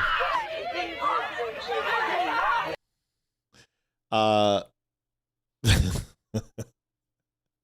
mean, I've got my thoughts, and I don't mean to laugh, but quickly, 10 seconds. I remember programs in school, something called Scared Straight, where they took kids to the jailhouse and they scared the living shit out of these children with hardcore gang members to scare them straight. And I think that's just what the doctor ordered for most of these kids. Put them in handcuffs, take them down, book them, and send a message. My uncle did that to me when I stole from the local pick and save up by my house. I came down. He was a Ventura County sheriff, and my mom called my uncle, and he came and arrested me, put me in the back of a squad car, and I shat a purple Twinkie, and I never did anything like that again. Liv, your thoughts on this? I have absolutely no issue. If you're going to break the law, you deserve to get arrested, and she's going to live in infamy because I guarantee several of her classmates were recording that, and it's all over social media, and she's never going to live it down, and yeah, she's going to be made fun of for the remainder of her high school days. And I don't think she should have to suffer for this for the rest of her life. No. She's a kid. I mean, I don't. It's just, unfortunately, that's what's going to happen. And people are going to throw it back in her face. I mean, people still talk about Rebecca Black and Friday. So, I mean, that was how many years ago? We still make fun of her for it. Well, yeah, so, she was obstructing justice. She wasn't arrested for protesting. There was another student who was actually being arrested. The student faced charges for assaulting a civilian counter protester. So she was arrested for interfering. So, and honestly, this video should be shown to everyone. This is not what you do at a protest, because this is what's going to happen to you, because the left has been so puffed up to think that nothing can happen to them and no one can touch them. Yeah, and she assaulted another student. So and she was obstructing justice. So there was a legal arrest being made. She got involved. Another student got involved. She hit that. It comes down to this. She's a kid. This doesn't deserve for her to be castigated into internal damnation, never get a job or anything like that. But this is something she's going to have to face. She's going to have to go to juvenile or regular court for this. And now you've made a stupid decision. Before your life has even started, you've put yourself behind the 8 ball. So, dumb, stupid. Stay in school. Don't do this shit. If you want to protest, do it on your own time. Don't do it on the school grounds. Listen, everyone's like, well, what about free speech? Just because you can doesn't mean you should. Just because you have the ability to go and start shit with officers doesn't mean that there's not consequences to that speech. Like I said, it's not illegal to scream fire in a theater. It's not. You can do it. Every single one of you can walk into a theater and say fire and scream it to the top of your lungs. Nobody's stopping you. But there will be consequences for your actions. So a lot of people go, oh, well, you can't scream fire in a theater. Yes, you can. Sure can. But there will be severe consequences when you do that. Mm-hmm. So, I feel bad for her a little bit, but I'm also laughing because if this stops her from doing this ever again in this manner, good. Learn your lesson. So that's it. Here, we had a video that's doing pretty well on the show. You notice that our numbers are crushing right now. We're 2,174. Remember, on Friday, we were at 375,000. So we've had 2,000 followers over the weekend. We're going to hit 400,000 earlier than anticipated. We're probably going to do that by March. That's incredible. That'd be a good birthday present. Yeah. Well, I got another one for you. So that's... There's also some stuff in the Amazon cart. Just let you know. Jeez. So anyway, Mark says, I believe in teaching our kids to stand up for what they believe in. Adults have to stand up for what they believe in too. Listen, Mark, I agree with you. But I also believe parental guidance is important. I had a great conversation with my daughter. I'm like, honey, if I died tomorrow, I think you're going to be okay. Not from the sense you don't miss dad and, life is going to be a little bit more difficult without dad. But I feel I've taught you the things you need in life in order to be successful and do the work that you need to do to be a really quality human being. My son needs a little bit of help. I told him the dog pooped on the snow on the deck and he brushed it with a broom all the way across the deck and off the deck. And I'm like, come here, retard. And then the ensuing conversation after I talked to Hayden on the phone today, I was like, throw the broom away. She goes, we washed it. And I was like, throw it away. And she's like, Dad washed it. I said, okay, then you need to take a piece of the painter's tape, wrap it around the handle, and put garage/outside only. Olivia has a phobia of brooms. No. It now has poop on it. It's not coming in this house. And my kids are not smart enough. Okay, it was thoroughly washed, anti-bac. It doesn't matter. The point is, she has a phobia of any broom that is used anywhere but in the house, and it cannot touch the garage. It cannot touch the driveway. It cannot touch the patio. It can't touch the whatever deck. What's the deck that we have? What's it called? The material? Patio? Oh, I'm gonna just. I don't know. Wank! I don't know what it's called. It's not Amatrex. It's Trex, something like that. Something like that. Whatever the desk, the deck is. The deck is the composite material that they use that lasts forever. But that's what our deck is made of. It doesn't matter. The point is. The point is that regardless of how much the animal's smell is much, much stronger than ours. And if that broom comes in here, then we're going to be putting that smell on the floor, and one of the animals is going to smell it. Either Yenny's going to pee on it or freaking ashes. All right. So the point is that my son needs a little bit of work, but my daughter's good. And I told, but still she deserves guidance. And when she's like, well, I'm going to go and I'm going to play Ice Ice Baby at their counter protest, I said, Hayden, you're just going to get yourself, someone's going to punch you in the nose. That's not, what message are you trying to send? What you should do is invite ICE officers to the school so they can go there and show their vehicles and show up in uniform and teach the kids who want to know about ICE or who are at least inquisitive to kind of host that conversation. That would be something you should do. And that's what it's all about. Trex. That's right. Trex. That's what it's called. So anyway, that's our job as parents, right? So yes, allow our kids to believe what they want, but also guide them in their, on the way they execute their beliefs. Not that I want to take up too much of this, but Mark says, I really believe there's one thing that we can all agree on, that politics is corrupt from left to right, top to bottom, and they sit back and laugh at us while we fight each other. What are your thoughts? I don't think that, I think federal politics are, but this is why the founding fathers were so adamantly against it, at least the anti-federalists were. Local and city politics is certainly has a level of corruption in it, but not to the extent. You can still get stuff done at the local, state, and municipality and townships. I've seen it happen. I've seen school boards completely flip. I've seen state legislature flip, Senate flip. I saw us do it with the governor here in Virginia. And then obviously, 4 years later, completely flip to blue, every single quadrant. It can be done. But no, I don't think that politics is impossible. And I think things get done that are very, very important for our country.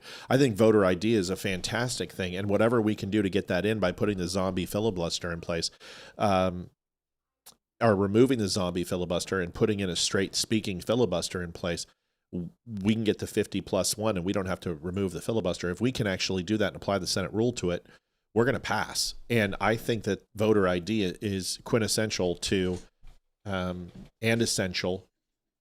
It's essential to the quintessential aspect of voting that our founding fathers wanted, that Americans need to vote. And we need to ensure that every citizen is. But when we don't track the data, we don't track this data. We don't track how many people are not American citizens.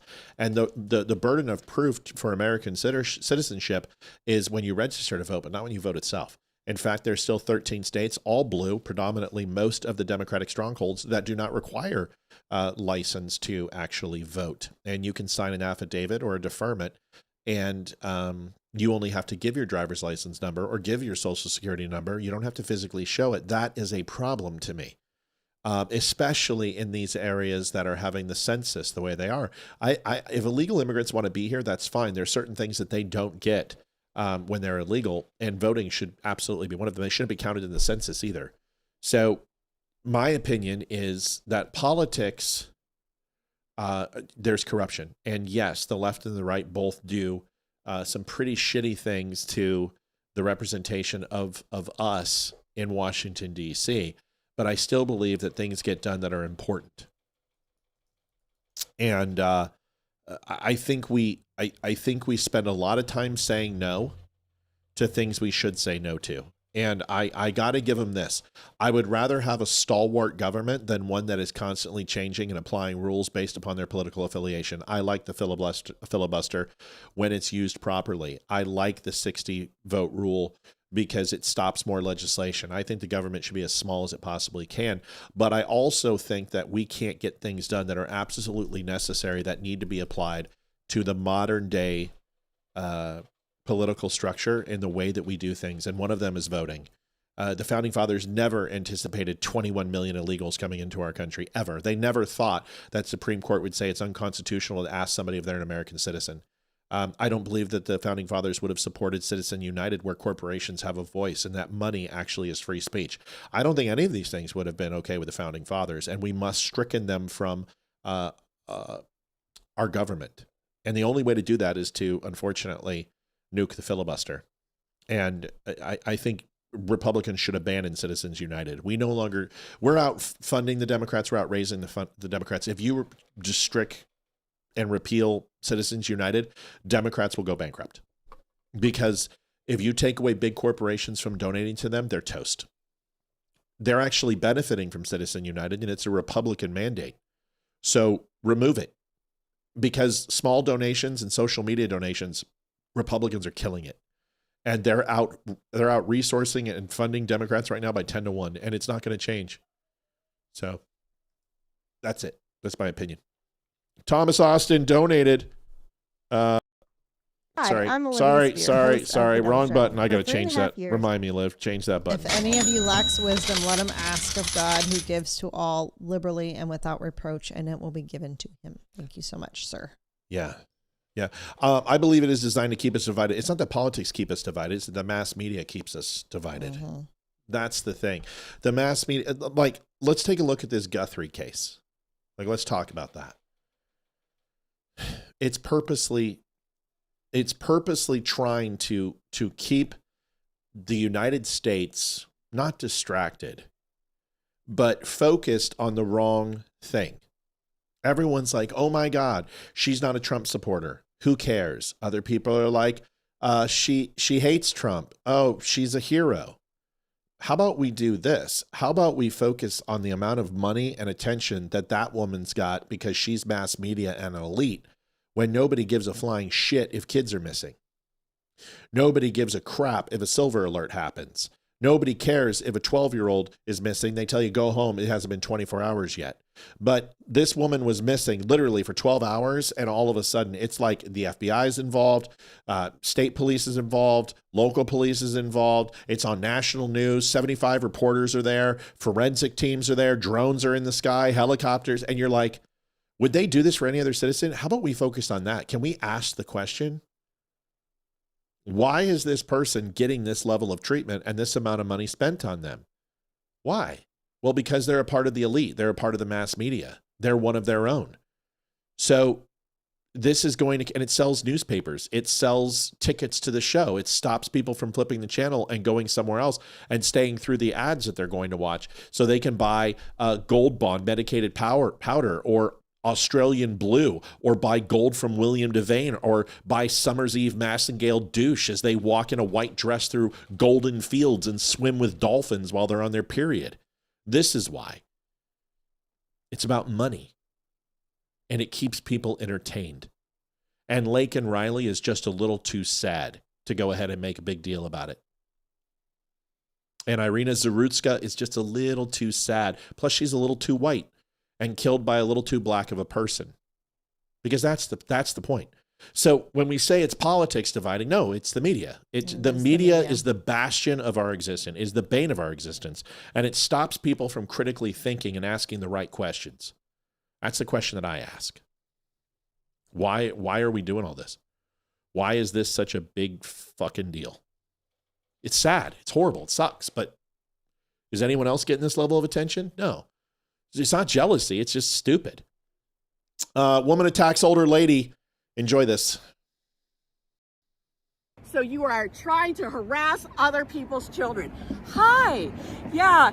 Beth likes to portray me as out of control, but what would you do if this woman was stalking your children outside of their school? Do you know how many calls I've gotten from parents today about this woman saying that she is harassing their children, and they're like, we can't get rid. Why are they calling the feminazi? Oh, exactly. Sorry. What are we gonna do? Well, did you think it was okay that they had their protest here on the public sidewalk?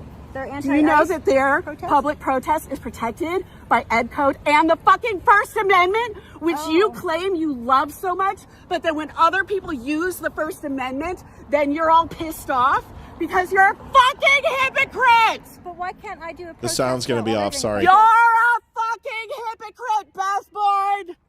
Why can't I do a protest while they're doing a protest?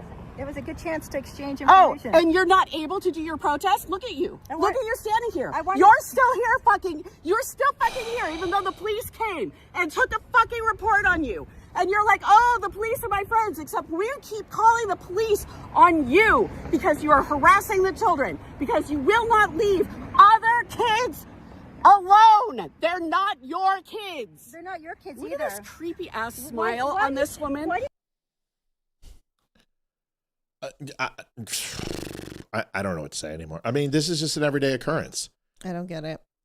There's nothing else that you can say about this other than they are just they're stupid. They're just stupid. They're like, first of all, at some point, see, it's the same thing as the Mullins douche plow. It's my speech. It's not your speech to call my work and try to get me fired. Your rights end the moment you try to remove mine.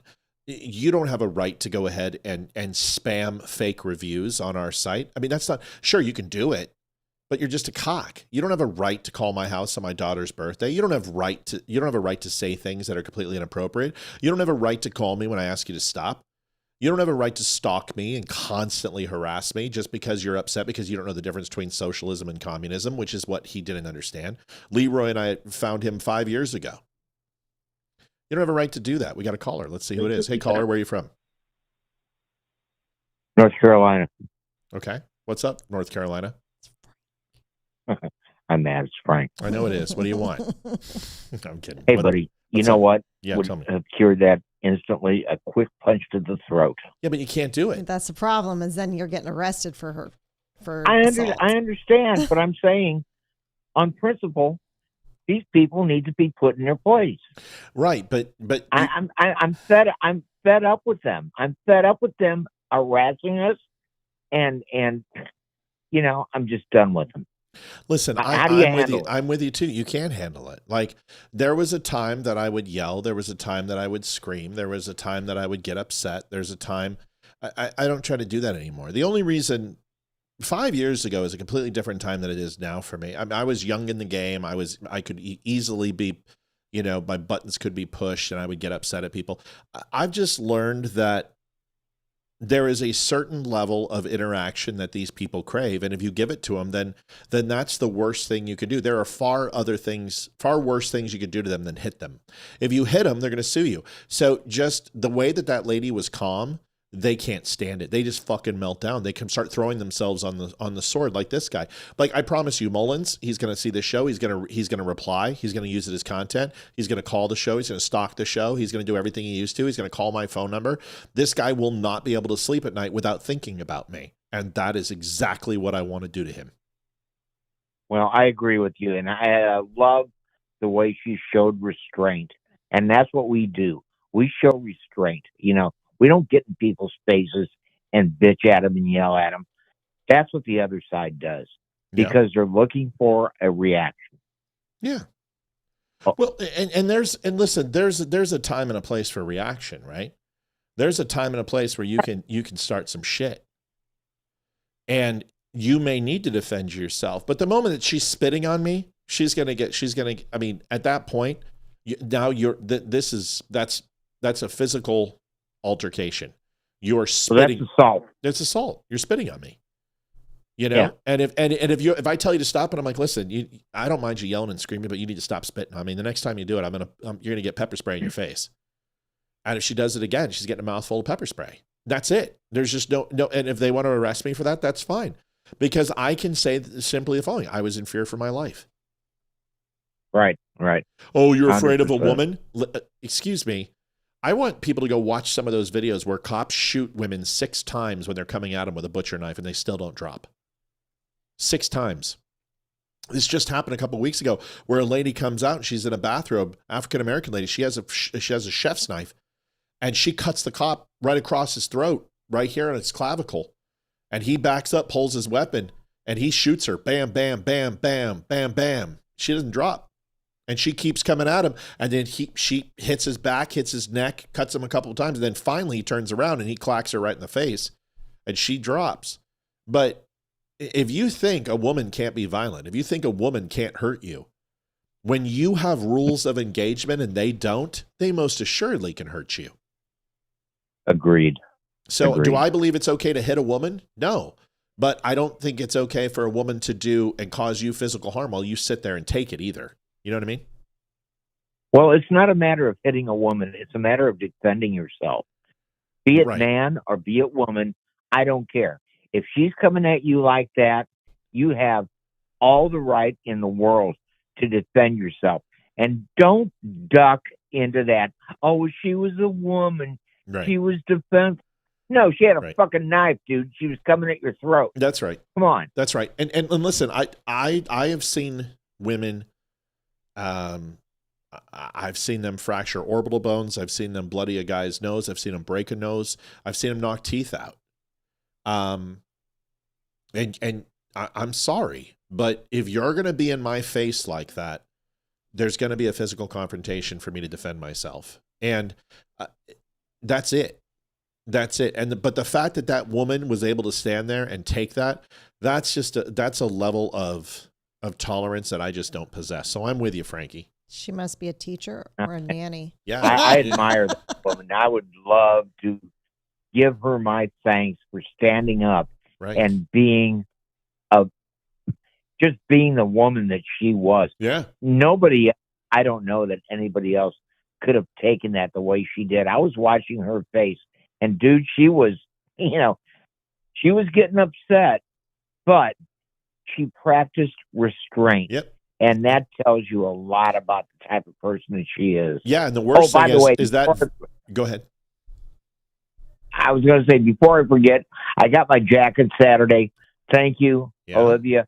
Oh, by the way, the box came totally damaged, and when I saw it, I freaked out. I thought, oh, my God. I hope it's not... How was it damaged? Oh, no.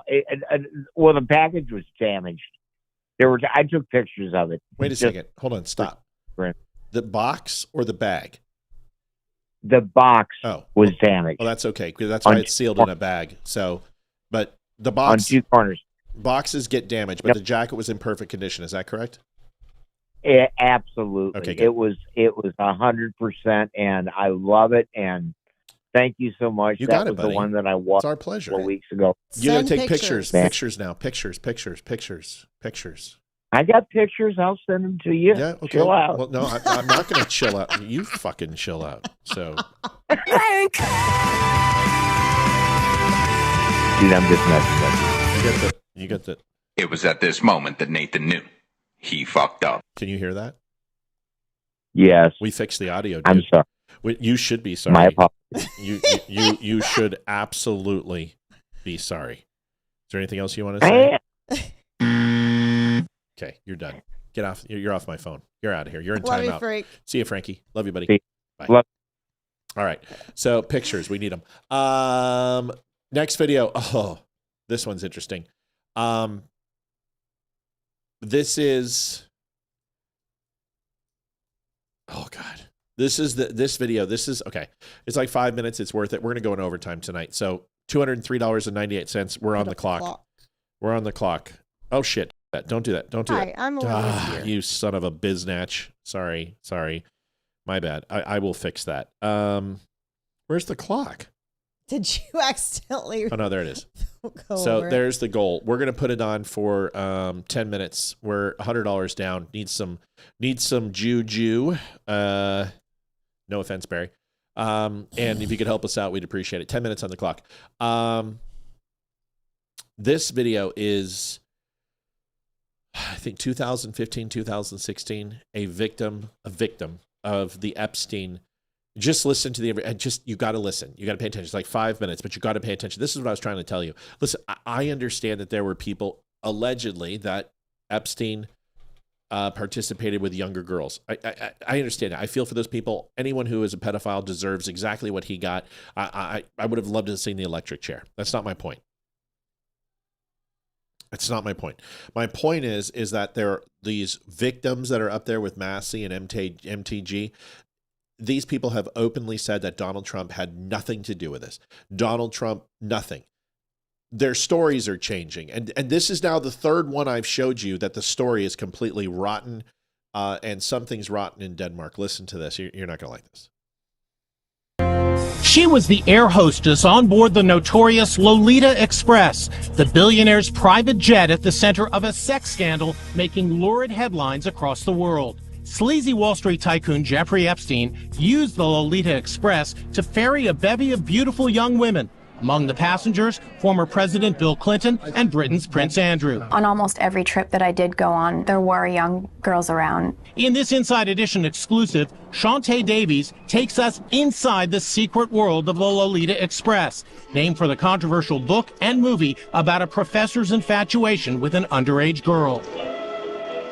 Shantae made several trips on Jeffrey Epstein's infamous Lolita Express. She says she was one of several young, attractive women hired to travel around the world, giving massages or yoga instruction to Epstein and his rich and powerful friends. When Shantae was hired, she was a struggling 22-year-old actress. She once played a lingerie model in a movie called Exposed. These designs are really great. Shantae worked as a masseuse, but says she never had sex with Epstein. Did you ever think that maybe more was going on than simple massages? Now listen close. Looking back, of course. Was there a bed on the airplane? Actually, yes, there was, yeah. On one memorable flight on board a plane like this provided by Air Hollywood, she says she made peanut butter and jelly sandwiches for passengers, including Oscar winner Kevin Spacey, actor Chris Tucker, and even Bill Clinton. They were all flying to Africa on a humanitarian mission, and Jeffrey Epstein had given them the use of his jet. So you never gave President Clinton a massage? No, I didn't. Shantae says when the plane landed in Africa, Clinton took her shopping, but she says nothing improper occurred. They had shut down a jewelry store for us, and I helped him pick out a bracelet for Chelsea. Improper. It was a jet-set lifestyle for sure, but Shantae says she felt uncomfortable about being part of Epstein's collection of young women. You saw young women around Jeffrey Epstein, and they didn't seem to have regular jobs, and you started wondering, why are they here? Yes, yes. When you look back, are there red flags that you should have seen at the time? Definitely, yeah. Why fly anyone out to be a masseuse when there's plenty of masseuses in the same city that you're in? Epstein served 13 months in prison for soliciting an underage girl for prostitution. Now just looking at the front page headlines the scandal has generated brings Shantae to tears. To have to deal with that and then on top of it defend my character, I'll have children one day, you know, and they'll read this. She wonders whether she'll ever be able to live down her time on the Lolita Express. More than anything, I just felt stupid. Yeah, I felt duped. Hello, my name is Shantae Davies, and I'm here before you today as a survivor of decades of pain, trauma, and betrayal at the hands of Ghislaine Maxwell and Jeffrey Epstein, and the people who enabled them, and a government that for far too long refused to help. In 2002, I was living in California, a young woman with high aspirations of becoming an actress. I was already beginning to make a name for myself in the industry. A person I trusted, someone I thought was a friend, invited me to meet a powerful woman who could help advance my career. That woman happened to be Ghislaine Maxwell. I was asked to give her a massage, though I had almost no experience, and when I did, she praised me and promised introductions to someone enormously powerful, someone who could change the course of my life, and that man was Jeffrey Epstein. At first, I was an excited young woman on top of the world. Epstein flew me to his private island. He listened to my dreams, promised to help, but his promises came with a catch. The abuse began. He told me to keep it secret. He manipulated me with quid pro quo I did not consent to, but I felt I had no one to turn to. He was too powerful. I was just one of the many young women trapped in his orbit. I was even taken on a trip to Africa with former President Bill Clinton and other notable figures. In those moments, I realized how powerless I was. If I spoke out, who would believe me? Who would protect me? Epstein himself was the most powerful leader of our country. Epstein surrounded himself, with the most powerful leaders of our country and the world. He abused. Hi, I'm Olivia Spear, host of the Sorry, guys. It's my fault. I apologize. I screwed up and hit the button, but honestly, that's pretty much more of the same. There's nothing else I can tell you. She openly said in 2015. Now, people are going to say, "Oh, wait a second. She was scared." You have a national platform. You're on air. You're televised across the country. You have a guy who has already had charges brought against him in 2006 in Florida. There were already investigations against him in 2012, leading all the way up till 2017 and 18. There would have been a perfect time to say something. Instead, you lied. How can they believe her now? Exactly. What do you think? First of all, you were 22 years old. That's not a crime. Everything they did, there's not one crime there. You're 22. You went willingly, and you returned again and again and again. Otherwise, the first peanut butter and jelly sandwich you made, you wouldn't have made another. But you made multiple. And the first massage you gave more. And you know what? I don't care. What do you think? Any of the girls that were age 18 or older, it was consensual. And I don't think they should be claiming victim because they got paid for their services. That's what they did. If there was anyone underage, then those girls have a right to speak out if they want. But these people, I was 22, I was 25, I was 21. No, you're trying to get another payday, and apparently you've spent all the money you made on Epstein Island already. So trying to get another payday and trying to make a name for yourself.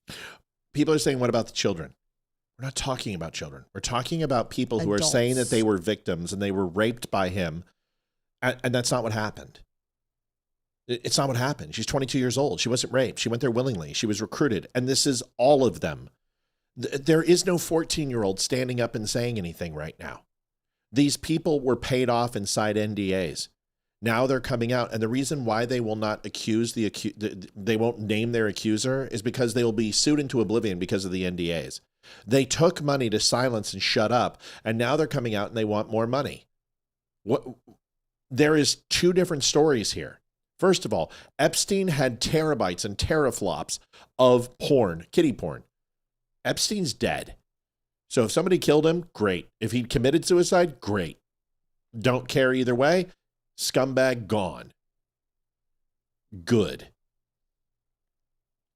But even if you go into Epstein's charges, the 14-year-old, he didn't go to court for that. There was absolutely evidence in 2006 that he trafficked girls. As far as the ages and stuff like that, a lot of that stuff was thrown out of court. It had nothing to do with Pam Bondi. That was already accosted, went ahead and did that, who was the DA. It wasn't Pam Bondi. She wasn't DA till 2011. Ghislaine Maxwell's in jail. Everyone wants to say that this is this giant sex trafficking ring, but you've got people like Dan Bongino and Kash Patel and Pam Bondi. A year ago, you guys were all excited about these three there. And then they come out and say to you guys, there's nothing there. A lot of people said, well, what about the redacted files? Well, because just the example of last week when Ro Khanna and Massey went out and released the name of 4 people and said that they were pedophiles when they were just in a lineup and were completely innocent. They were randomly selected to be stand-ins for false positives on a lineup. They didn't do anything wrong. They outed their names and doxed them. That's why.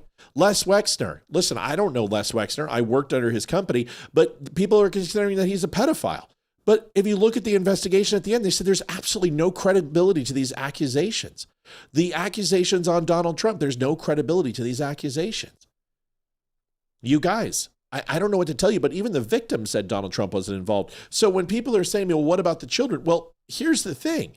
The people who were responsible for trafficking children or the accusations of 14-year-old was the youngest. He's already paid for those crimes. He's dead. And Maxwell is in jail. So if there's other people involved, listen, if there is a scintilla of evidence, and you understand there's grand jury indictments right now, there's investigations right now, there's still pending cases right now. That's why the grand jury will not release this and the judges won't release this information. But you ask, why would you redact? To protect the innocent, guys. Isn't that what we do? Don't we redact names of people who had nothing to do with it? Don't we redact the names of the victims? It's innocent until proven guilty. God, can you imagine somehow if your name came up in an email for some reason, wouldn't you want your name redacted if you had nothing to do with this? I mean, come on. Let's consider, you're not protecting pedophiles when you simply say we want to make sure people are innocent until proven guilty, because they are. That's the inherence of our legal system. Didn't the Epstein files show that they were sacrificing babies? I hope he's joking. There were people who were claiming that. You guys understand that there's 6 million some odd emails? Do you understand that in 2016 they opened up a literal tip line on this, and they received sometimes 3,000, 4,000 phone calls a day that were completely erroneous and bullshit? You guys, listen, what do you mean Dan Bongino and Cash Patel couldn't look at the camera? Dan Bongino just did a 45-minute show on this, and he was looking in the camera the whole time. I don't know. Yeah, I don't know, buddy. Whatever.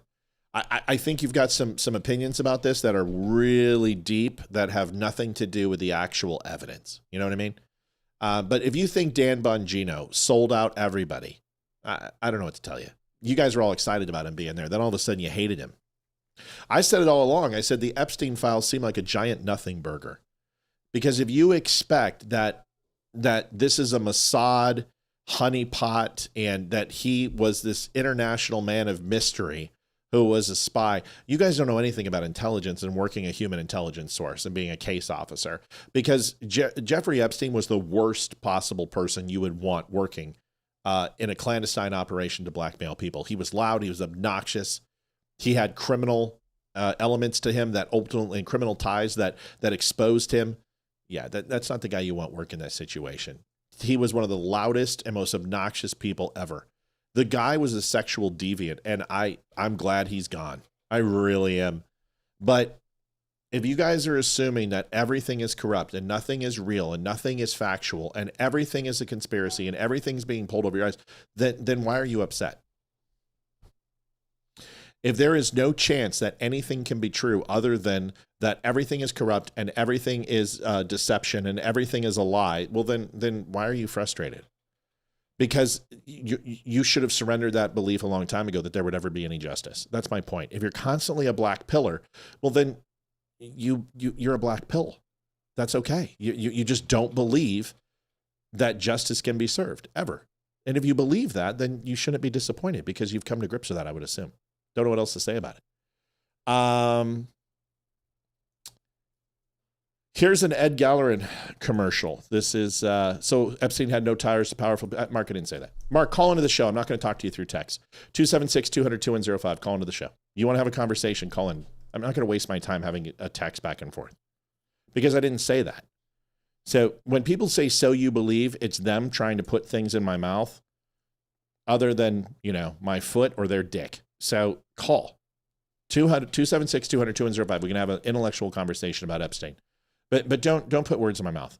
I never said that Epstein didn't have connections to powerful people. What does that matter? Do you understand that pedophiles don't run around and start jumping around and telling other people what they do? Most people who knew Epstein said they had absolutely no fucking idea that he had any proclivity for young children. Most people said and will tell you, whether it was then or now, that he liked younger women. That he liked women that looked young, but not necessarily that he screwed kids. So I don't know what to tell you. Billionaires and millionaires, these people are philanderers. Donald Trump was a philanderer. Bill Clinton was a philanderer. Most people who have an ungodly amount of money who face no repercussions or no public judgment because they have the money to hide it, do these things. Is that okay? No. Is it right? No. But pick up the phone, dude. Pick up the phone. Yeah. Anyway, I don't know what to tell you. So here, like, you respect me having a conversation with you, then pick up the phone because you resemble other people who just want to dissuade, just want to distract the show. Mr. Holiday donated $10.80. Here's a commercial for Ed Galrin. He is running against Thomas Massey in Kentucky. I want you guys to watch this. Thank you, Holiday. Appreciate it. $10.80. Folks, we are breaking news. He's President Donald Trump's hand-picked choice. Retired Navy SEAL Officer Ed Galrin gaining Donald Trump's endorsement. President Trump knows who to trust. Navy SEAL, Army Ranger, and fifth-generation Kentucky farmer Captain Ed Galrin. A true America First patriot. Trump knows Captain Ed Galrin is a winner who will not let you down. That's why Trump gives Ed Galrin his complete and total endorsement. I'm Ed Galrin, and I approve this message. Breaking news. He's President Donald Trump's hand-picked choice. Retired Navy SEAL Officer Ed Galrin gaining Donald Trump's endorsement. So right now, a August poll and a recent November poll is showing that he's 31 to 35 points ahead of Thomas Massey. Thomas Massey is now fundraising on the Epstein victims. He is raising money on them, and here we are. What a scumbag. Mark says, I can accept it. I don't think you have accepted it. I don't think you're able to make a phone call. So you don't know what I think because I'm not going to engage with a person who's a coward and won't make a phone call. So pick up the phone. 276-200-2105. Be a man of your convictions. You are disrespect.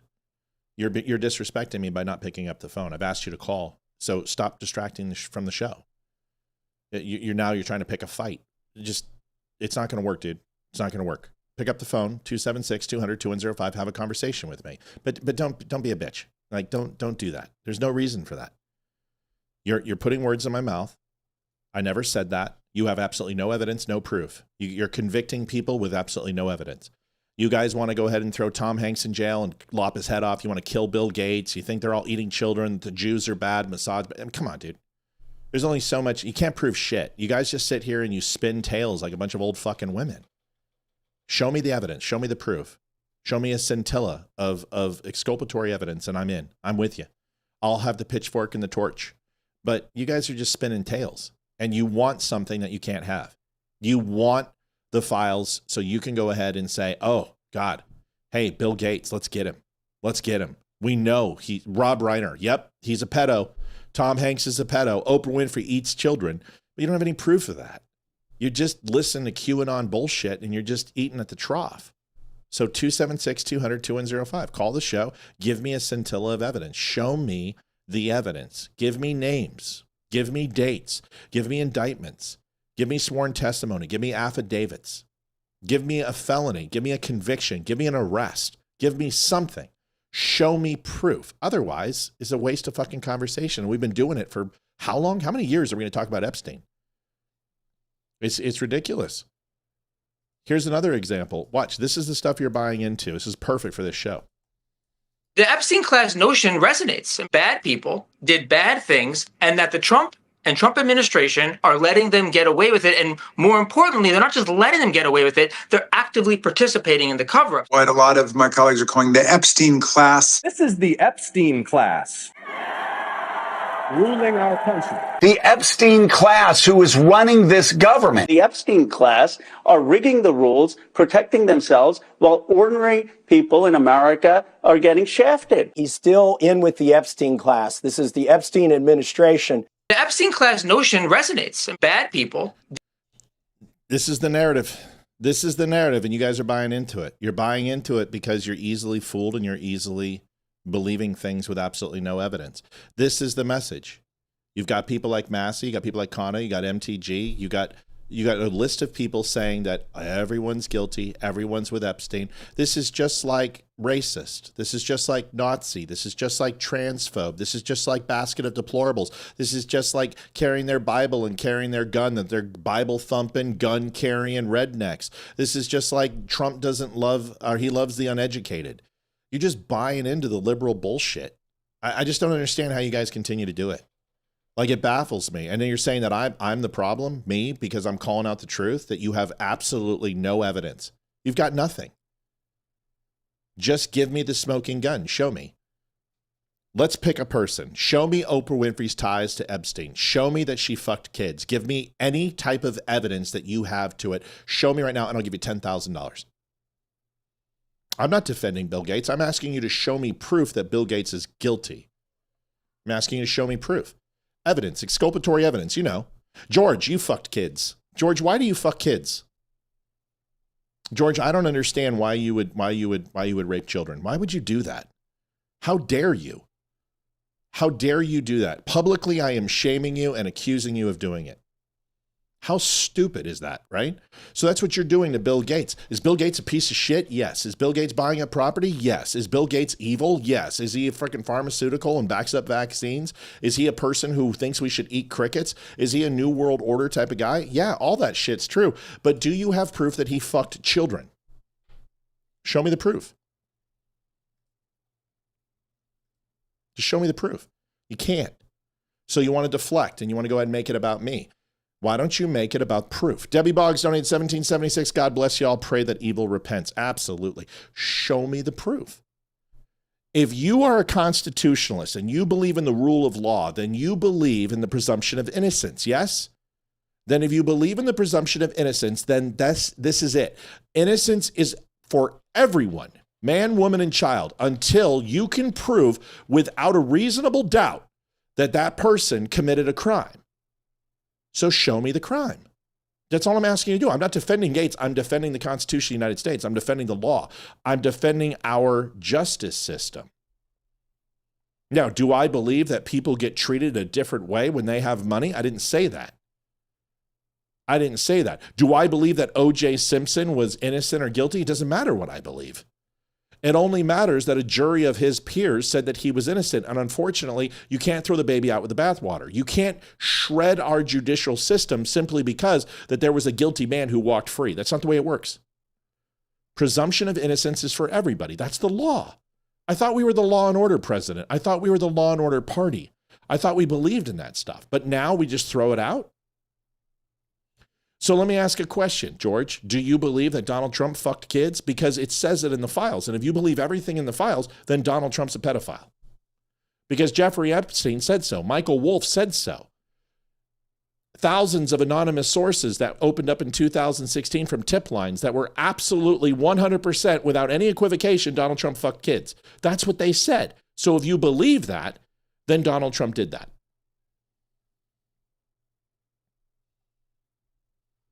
You see how that works? If you say that everything in the files is true, then therefore Donald Trump fucked kids. That's what you're saying. You're like, well, no, not Trump. There's no evidence. There's no evidence of anyone else until you can show it to me. Lay it out. Did you know that Epstein wrote thousands upon thousands of emails that Michael Wolff openly admitted in there that he was going to do whatever he could to destroy Trump? Did you even read them? Did you even do any keyword searches in them? No, you didn't. That's why you won't call in. So call in, George. Let's hear it. Mark, you call in too. Because you won't, because you know you're going to get shredded. You're going to get shredded in this conversation because you have no evidence. You have anonymous sources. And in that case, Justice Brett Kavanaugh should be in prison. Donald Trump raped E. Jean Carroll, huh? Justice Thomas, he absolutely did that with, what was her face? I don't even remember her. Anita Hill? Yeah, he sexually harassed Anita Hill, huh? It wasn't a lynching by Joe Biden and the Democrats. So if your standard of proof is an accusation means you're guilty, then you guys are both rapists, child rapists. You see how easy that, you just say it. It's obviously true, right? You must have, with no reasonable doubt whatsoever, incontrovertible evidence, exculpatory evidence that convicts somebody of what you're accusing them of. Otherwise, they are innocent. That's the rule of law. And I don't get into emotional shit. Did Bill Gates do those things? He very well may have. And it is our job to prove it. And until you do, he's innocent. That's just the way it is. Then do something about it. George, what are you fucking talking about, dude? Whatever. You guys have had enough of my time. You obviously aren't serious or you'd pick up the phone. Rubio crushes it. Absolutely kills it. Here it is. In a pursuit of a world without borders, we opened our doors to an unprecedented wave of mass migration that threatens the cohesion of our societies, the continuity of our culture, and the future of our people. We made these mistakes together. Under President Trump, the United States of America will once again take on the task of renewal and restoration, driven by a vision of a future as proud, as sovereign, and as vital as our civilization's past. And while we are prepared, if necessary, to do this alone, it is our preference and it is our hope to do this together with you, our friends here in Europe. The reason that I think that was so well done is because he gave the reason and the non-negotiable and sort of the red line. He set it up with, opened up to wave after wave of mass migration, which has been detrimental. He's saying, we're not going to do that.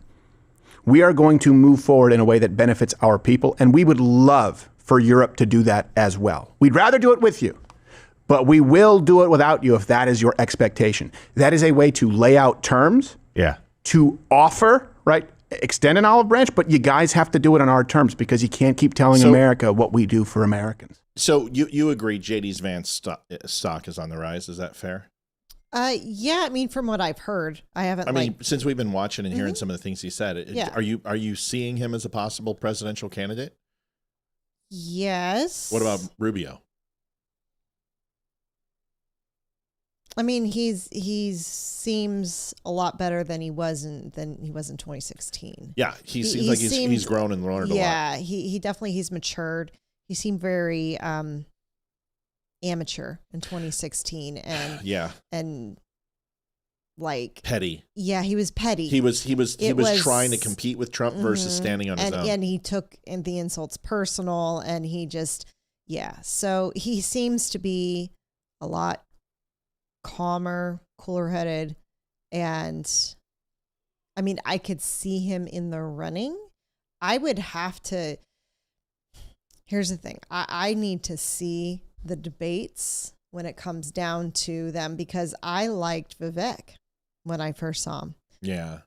And after about 3 debates in, I'm like, nope, not a chance for me. So I really need to see them up there before I can really make an educated decision. But I'm not going to be like, if JD Vance comes out and says I'm running for president in 2028, and then Rubio says it too, I'm not going to be like, ooh, you shouldn't do that. I'm going to be like, okay, let's see what they have got to offer and go from there. Yeah, I mean, it really depends on where Trump is at when it comes to 2028, what happens with the midterms. Because if he is riddled with impeachment hearings and nothing gets passed and he's a lame duck, it's going to be really hard for JD Vance to ride his coattails into 2028 presidency. If the economy takes off, if somehow, some way we win 2028, and let's face it, it's not looking good. It's not unless we get, and I hate to say it, unless we get voter ID and we allow these red states to stand behind and redistrict like the Democrats are doing to Virginia, what they did in California, et cetera, we don't stand a chance. I think the SCOTUS in Virginia is going to overturn the redistricting. But it's going to depend. Now, Marco Rubio, can he stand alone? The thing is this, is I see if there's a positive push for Trump's approval rating, 41, 42, 44%, somewhere around there. Income tax comes back this year, fairly positive. The no tax on tip information that we just got is amazing. You guys, this no tax on tip, people are saying it's no big deal. It's fucking huge. It's life-changing for Olivia and I. It's absolutely life-changing for us because we qualify. And it's expanded not just to waiters and waitresses, but social media influencers, podcasters. It's a lot more than what you thought. So that's great stuff, especially because we have to pay 40% on our tips. Why did you decide against Vivek? Well, I've always been against Vivek. Olivia liked him. I never have, because I know what he wrote about Donald Trump in the book. I know where his mom came from. I know about his clinical trials. I know that he's a pharmaceutical executive. I know about the money that he made through his pharmaceutical trials that were all fudged by his mom. But the things that he said about Trump were horrendous. Now you're like, well, Matt, JD Vance said things about Trump too. Yeah, and I didn't like those things that he said, but JD Vance moved away from those long before Donald Trump, once Donald Trump got through his presidency in 2016, 17, J.D. Vance kind of changed his tone, and so did Ted Cruz. They are politicians. Vivek said these things long before he was in politics. His book just obliterated Trump, and I've never seen him walk it back. And that's why Vivek was in his cabinet for, 90 days? Mm-hmm. And then he was punted. So I just don't necessarily trust him. I think he's a snake oil salesman, and I don't trust any pharmaceutical CEO. Honestly, I don't. But he made a shit ton of money from those trials, and his mother greased the wheels. We did a show on him of why I didn't trust him very much. Yeah. And the reason I didn't like him is he was big talk at first, and he seemed very likable at first, but his true personality and his true color started to show the smaller the candidate pool got. And I swear if I had to hear him say I'm the son of immigrants one more freaking time, I was going to throw something through my TV. Seriously, I don't need to hear that. But I did not like the way he treated Nikki Haley on the debate stage. Yeah, that had everything to do with their both being Indian. Yeah. And I started seeing the way he treated certain people, and I could tell he thinks he is better than certain people. And he thinks that way. And I can't like somebody or support somebody that thinks they are better than half of their constituents. And let's be honest. I don't like the way Nikki Haley was absolutely just warmongering. But you know what's funny is everyone was like, "Oh my God, you can't attack cartels. You can't can't attack and use special forces to attack, the Cali cartel or the Sinaloa's cartel." Or, well, what has Donald Trump done? He's done exactly that. Nobody's saying that he's a war hawk now, but everyone hated Nikki Haley when she said you need to use special forces to interject and get these people out of power and attack them where they live. Well, that's what Donald Trump's doing. Nobody cares now. Mm-hmm. So you guys hate Nikki Haley, and you hate Nikki Haley because you think she's a neocon. Well, she wasn't a neocon. She's actually never been in the position to be a neocon. As far as governor, she didn't start any wars or engage in any wars. When you look at her as ambassador, Trump heralded her as one of the smartest people in under his overall influence. I don't know, but Nikki Haley has said some stupid shit, but sure. But what's funny is that for you guys who hate her, Donald Trump adopted her abortion policy, and all of you got mad at me when I said he needs to be more open about abortion, and he needs to take the Family Act, and he needs to take the Pro-Life Act that has been pushed through Congress and adopt those ideals, because Nikki Haley's polling and killing him on abortion. That's why she was at 21%. And the moment that he flipped, I said, fuck it, don't make her vice president. But remember, I predicted her and Ron DeSantis 4 years before it happened that when he runs again, they would be very clear choices as vice president for him. And they were. They were two of the last standing.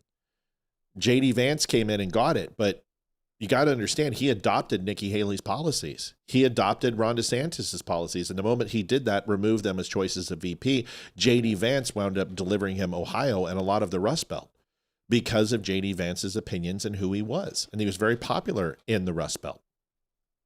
It's all political strategy. Do I like Nikki Haley? No, I don't want her anywhere near politics. I don't want her anywhere near 2028. And I think her running would be a complete stupid mistake. But I also think she was quintessential and important to the abortion policy that Donald Trump embraced, because that was not his policy in 2016 at all. So Vivek is a good dude, but he's smart. I don't hate him, but I don't trust him. That's all. That's it. Vivek did perfectly predicting Biden dropping out and being canceled. Yeah, yeah. I didn't think Biden would drop out. I got that wrong. I said forced out, and he was forced out. But at first, it looked like a dropout, but then we found out he was forced out. And then that made complete sense. I didn't think they would go with Kamala. I was shocked. Kamala was the worst choice. She didn't even win 1% of California. Listen, I want to be clear. You don't have to hate Vivek because I say so. I don't hate him. I think you need to hold him at arm's length.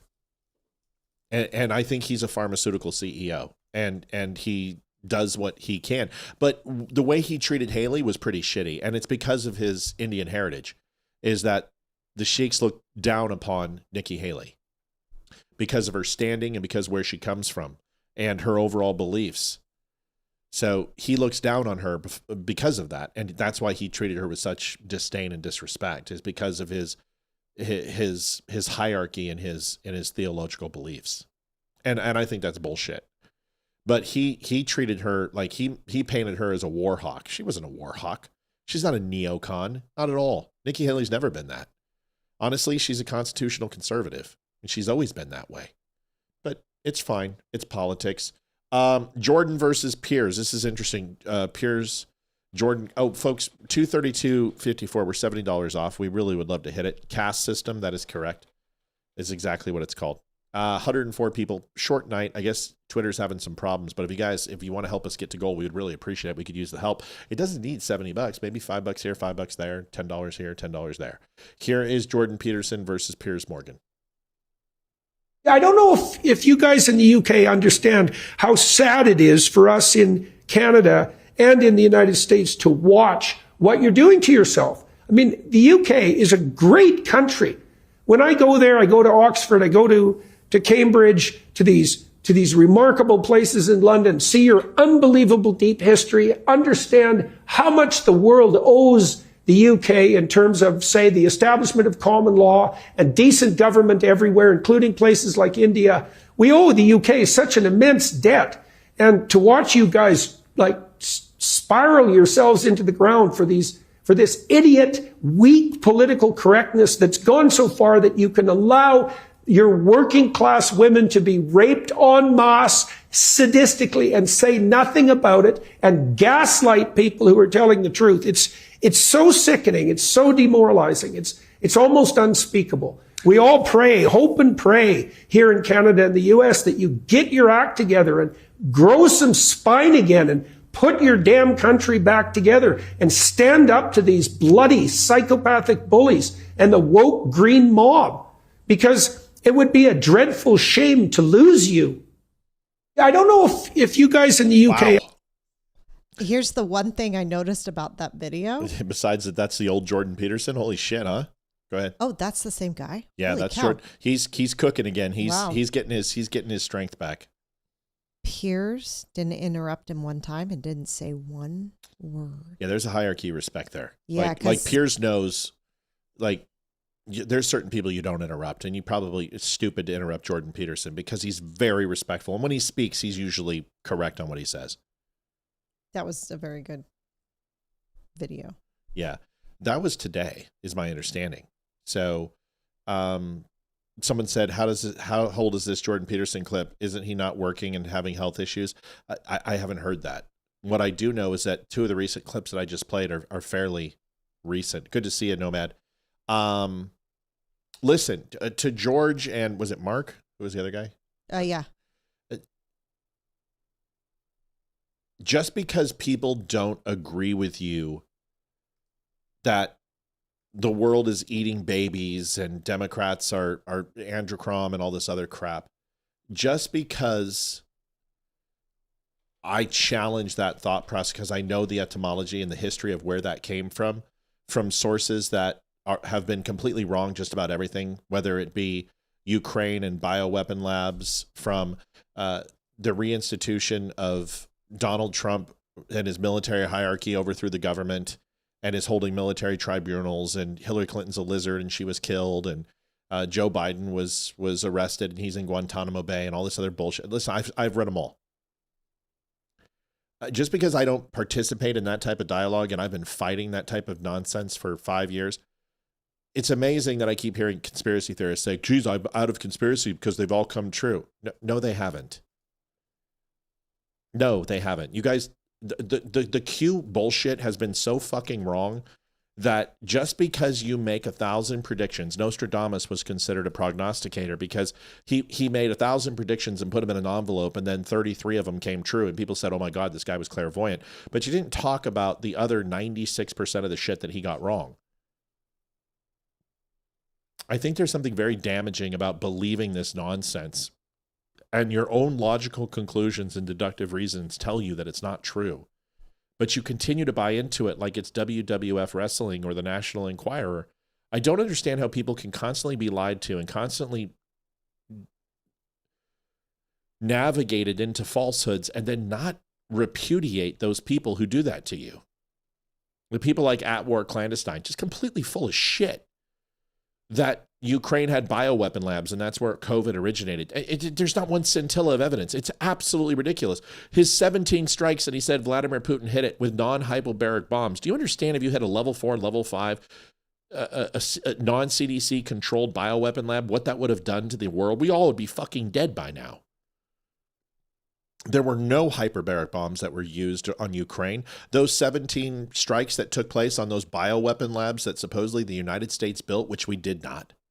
These were level 1, 2, and 3 bioweapon labs, biolabs, not weapon labs, where they actually would take Syrian gas, where they would take mustard gas, where they would take weaponized chickenpox, weaponized measles, and they would use them to destroy these weapons in Syria and other places that were being used by al-Assad.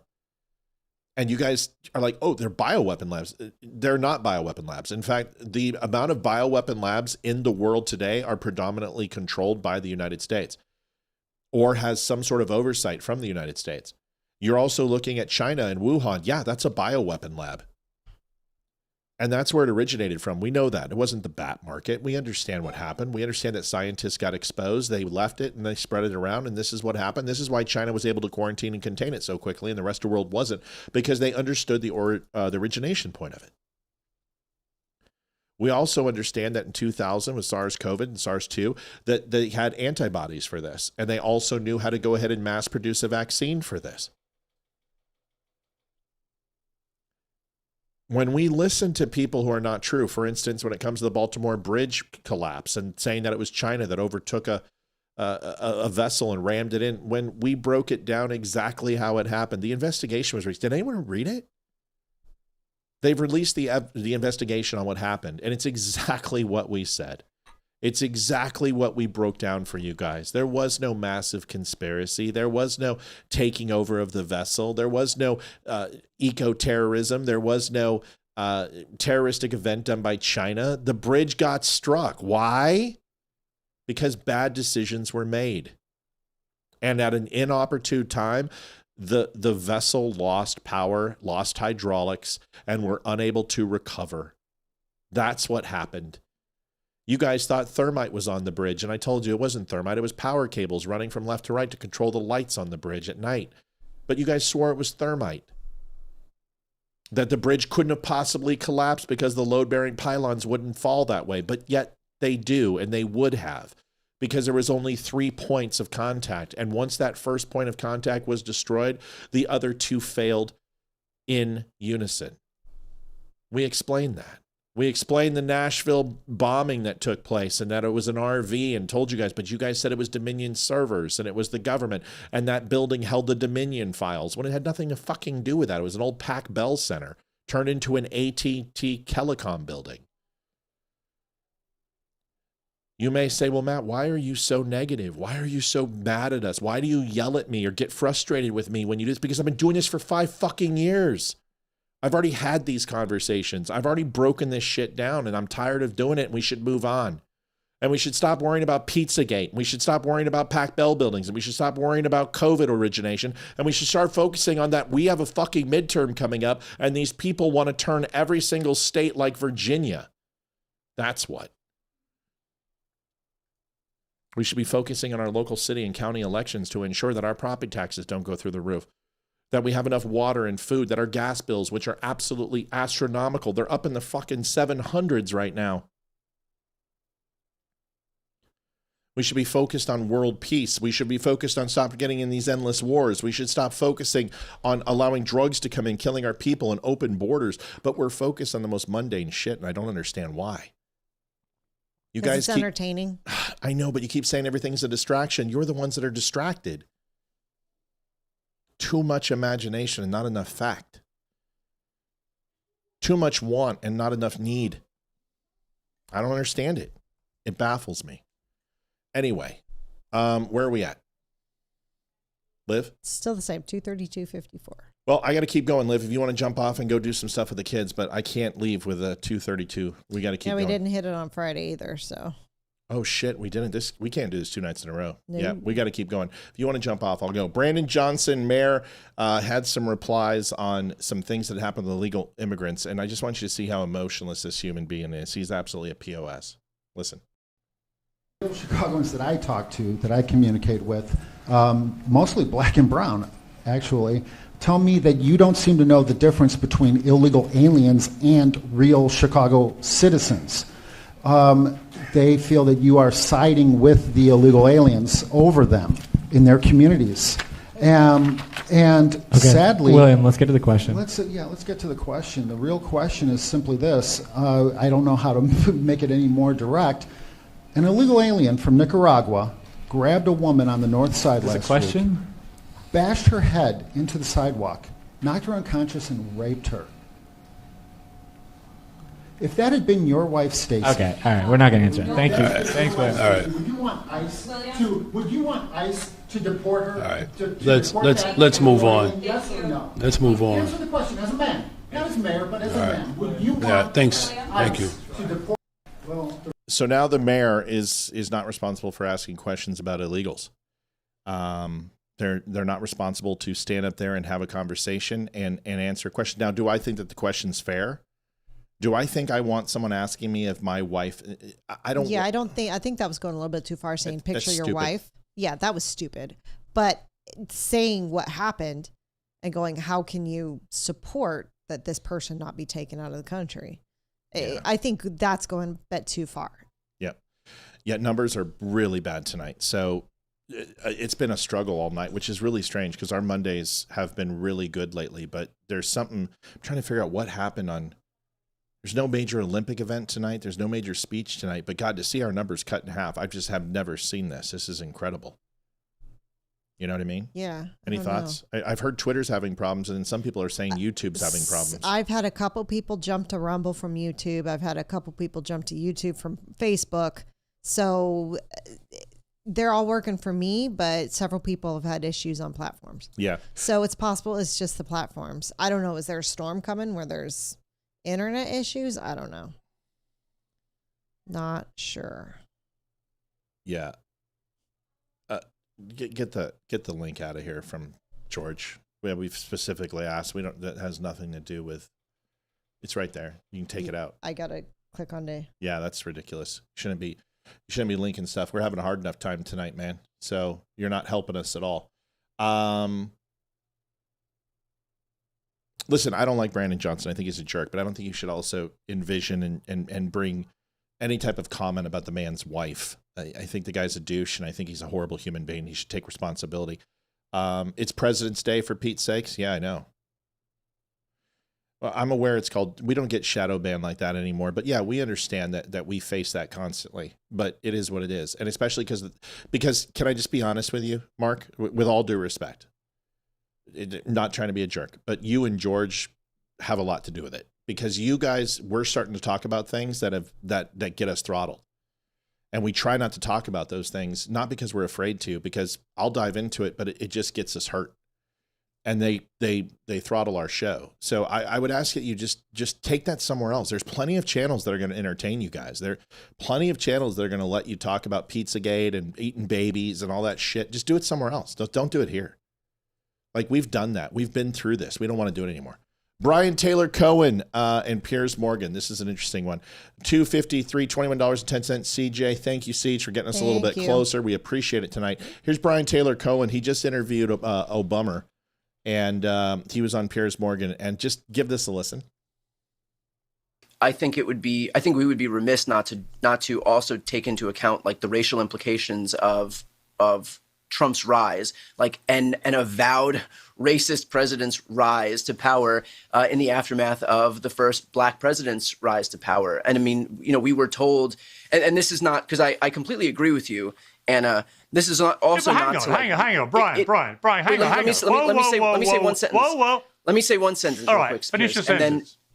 And that is that we were told so much in the aftermath of I'm gonna come back to that video. George and Mark, I appreciate you guys apologizing, and I'm not trying to censor you. You guys understand that for 5 years we fought through this stuff and we were censored because we were telling the truth. You know, we were constantly trying to be the voice of reason through J6. We were trying to be the voice of reason through COVID, and they throttled us and killed our YouTube channel and throttled us on Twitter. We can't recover on X, which is insanity. Like, it's supposed to be a free speech platform now, but they shatter whatever they did to our account. Elon Musk hasn't fixed it. We have had, ask Olivia, 5,500 followers for 2 years. They won't grow. Like, we had 96 followers for 3 years, and we would go up to 99, then go back down to 92. Watch it. Go over and look at my channel and watch it. It'll be 5,492. Then it'll go up to 5,500. It'll never climb up. It can't. It's impossible. No matter how well we do, there's no interactions. There's nothing. It will not grow. But explain to me how we're at 21,000 on Rumble. Explain to me how we grew on YouTube. Explain to me how that happens. Explain to me how we got 3 million views on Threads. Explain to me how TikTok, we have 4,400 followers and it's slowly growing every single week.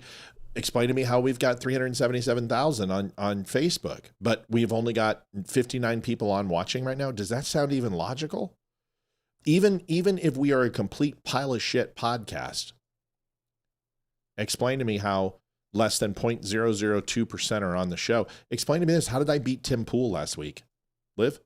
Yeah, we did beat Tim Pool last week. How come I had more? He had 51 people on. We had like 108. Mm-hmm. How are we beating Tim Pool on some nights? I mean, so obviously it's not balanced, is it? No. You know? So it's not your fault. I'm not mad at you guys. Please understand is that if we were sitting side by side, I would talk to you guys the same way and be like, what the fuck? You guys are smarter than this. You know? This Epstein shit, it's not a hoax, but we've vetted this stuff. They keep moving the goalposts. You had every one of those victims say, nope, Trump wasn't involved. You know, in 2006, he notified the police department. You've had detectives say the same thing.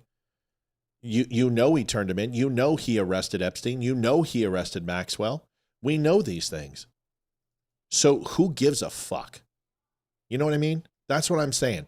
Who cares what the liberal media says? And the longer that we allow them to keep this hoax involved, that Trump is responsible or somehow involved in this, yet they don't give a shit that Epstein was at the White House with Bill Clinton 17 times, that he was on the Lolita Express 27 times. 27 times. You have photographs of him with young women massaging him. You don't have that with Trump. He didn't do any of that shit. Why do we allow this to stay alive? Well, because we want justice. What justice? What are you talking about? He's dead. Oh, well, he's a Mossad agent. He's a Jew. I mean, you guys, this type of stuff is like, I mean, we can talk about it, I guess, but I guess we would be at millions of followers if we would just hate Jews. Mm-hmm. If we would just talk about this stuff and play into it, but we're not going to. Just not going to. So I appreciate your apology. Gregory Harrison, $11.11. Love from the West Coast. And I appreciate you guys at least apologizing. And you don't need to do that. I respect you both. And I apologize for saying coward. I wish people were as strong with their written strength is equal to their verbal, because you should call in. That's what we want to do. Carrie Spricks donated $5. Thank you, Carrie. And people are giving who can't. There's people here who can't give this money, and they are, and I appreciate you guys doing that. Thank you. And don't be sorry. Okay. Pretty girl. All right, another one. Thomas Gill is, I think, his name. He is an amazing human being, and he has been crushing it. This is the guy that I could see 10 years from now possibly being a presidential material. He's very, very smart. He's an up-and-comer. I believe his name is Thomas, but listen to this real quick. It's Frankenstein, not Frankenstein. That's correct. Mel Lowe, $51.99. Thank you, Mel. We love you. Thanks for saving our bacon tonight. We need it. Here it is. Mr. Balu. Again, thank you for being here. Let me ask you, does Brandon large-scale Gill. Somali immigration make Minnesota stronger or weaker? Brandon Gill, sorry, not Thomas. Certainly stronger. Certainly stronger. Do you know what percentage of Somali-headed households in Minnesota are on food stamps? No. 54%. Do you know what that number is for native Minnesota-headed households? Well, to be clear, a majority of the... It's 7%. There's a big difference between 54% and 7%, is there not? Excuse me, sir, could I answer the question? Let me move on. We've got a lot of questions here. What percentage of Somali-headed households in Minnesota are on Medicaid? I don't know. It's 73%. Do you know what that number is for Minnesota native households? Again, you're using the phrase Minnesota native households, but the majority... The number is 18%. That's quite an astounding difference. I think we would agree. Can I answer the question, please? Let me ask you one more, and then we can go on to that. What percentage of Somali-headed households are on welfare in general? I don't know. It's 81%. What about, let me just ask you, after 10 years of being in the United States, what percentage of Somali immigrant households continue to be on welfare? I don't know. The number is 78%. So even after 10 years, 78% of Somali immigrant households continue to be on welfare. Do you know what that number is for native Minnesota-headed households? Again, you're using non-Somali immigrant-headed households. If I can just answer the question, when you're using the phrase native Minnesotans, the majority of Somali Minnesotans are as Minnesotan as any of us. They were born in the United States. It's only 8,000 of the 108,000 Somali. And nevertheless, the welfare usage is astoundingly different. Let me ask you again, does that make Minnesota stronger or weaker? Again, I'd like the opportunity to answer the question here. So, again, the majority of Somali Minnesotans are born in the United States, as I understand it. Okay, well, what percentage of working-age Somalians who have been in the U.S. for 10 years or more, how many of them speak English very well? I don't know. About half. The answer is about half. That seems pretty low, doesn't it? Again, Mr. Brown. See, Liv, is this racist? No. Is that what it is? No. Just because you have questions about something, it does not make you racist.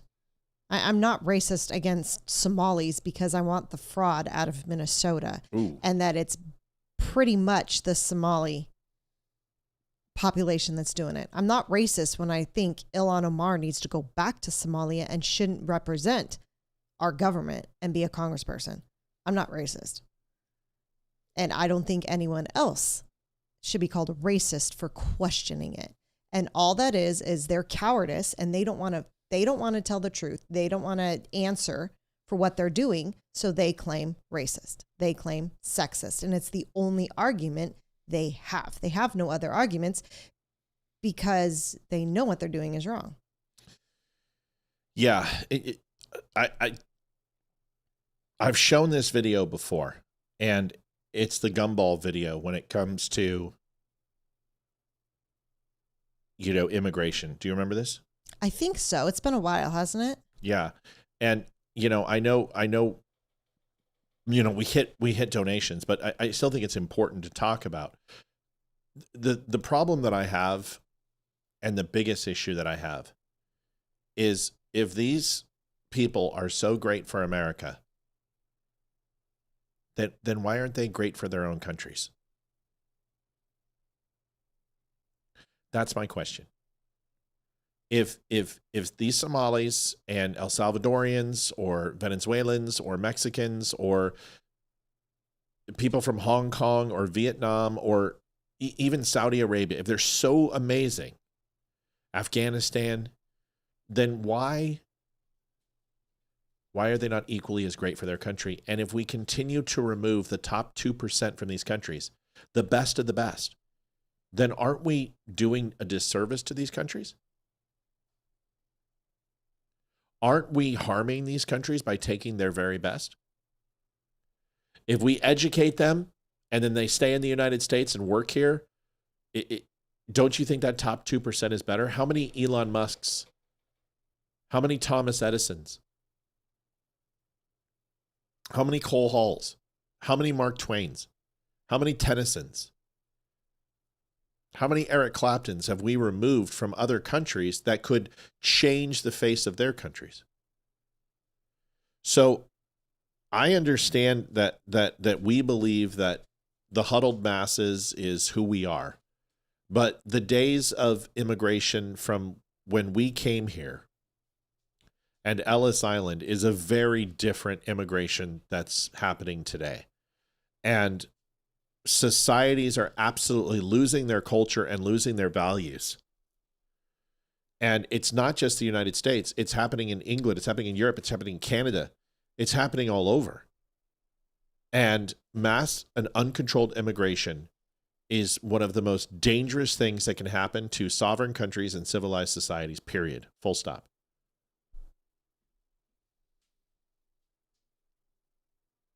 Graham Allen's been going after Candace as long as I have. Graham Allen is one of the most honest conservatives out there anymore. And I don't even listen to Graham, but I like him. And he's been going after Candace as much as I have. I went after Candace when it wasn't popular. George says we have to go back to Christ. Well, we are. That revival's taking place. I've got a couple more fun videos, and then we're going to get the hell out of here. Is that a deal, Liv? Because I know you've worked a long day, and so have I. It's been a long day. Hi, puppy. I love. She's mad. She's like wants to go. She's like, I want to go watch the movie and get snacks. It's coming, puppy. Women flipping off Donald Trump at Trump Tower. This is what we have. And then I've got a funny troll for Billie Eilish, and you guys got to see this. This is hilarious.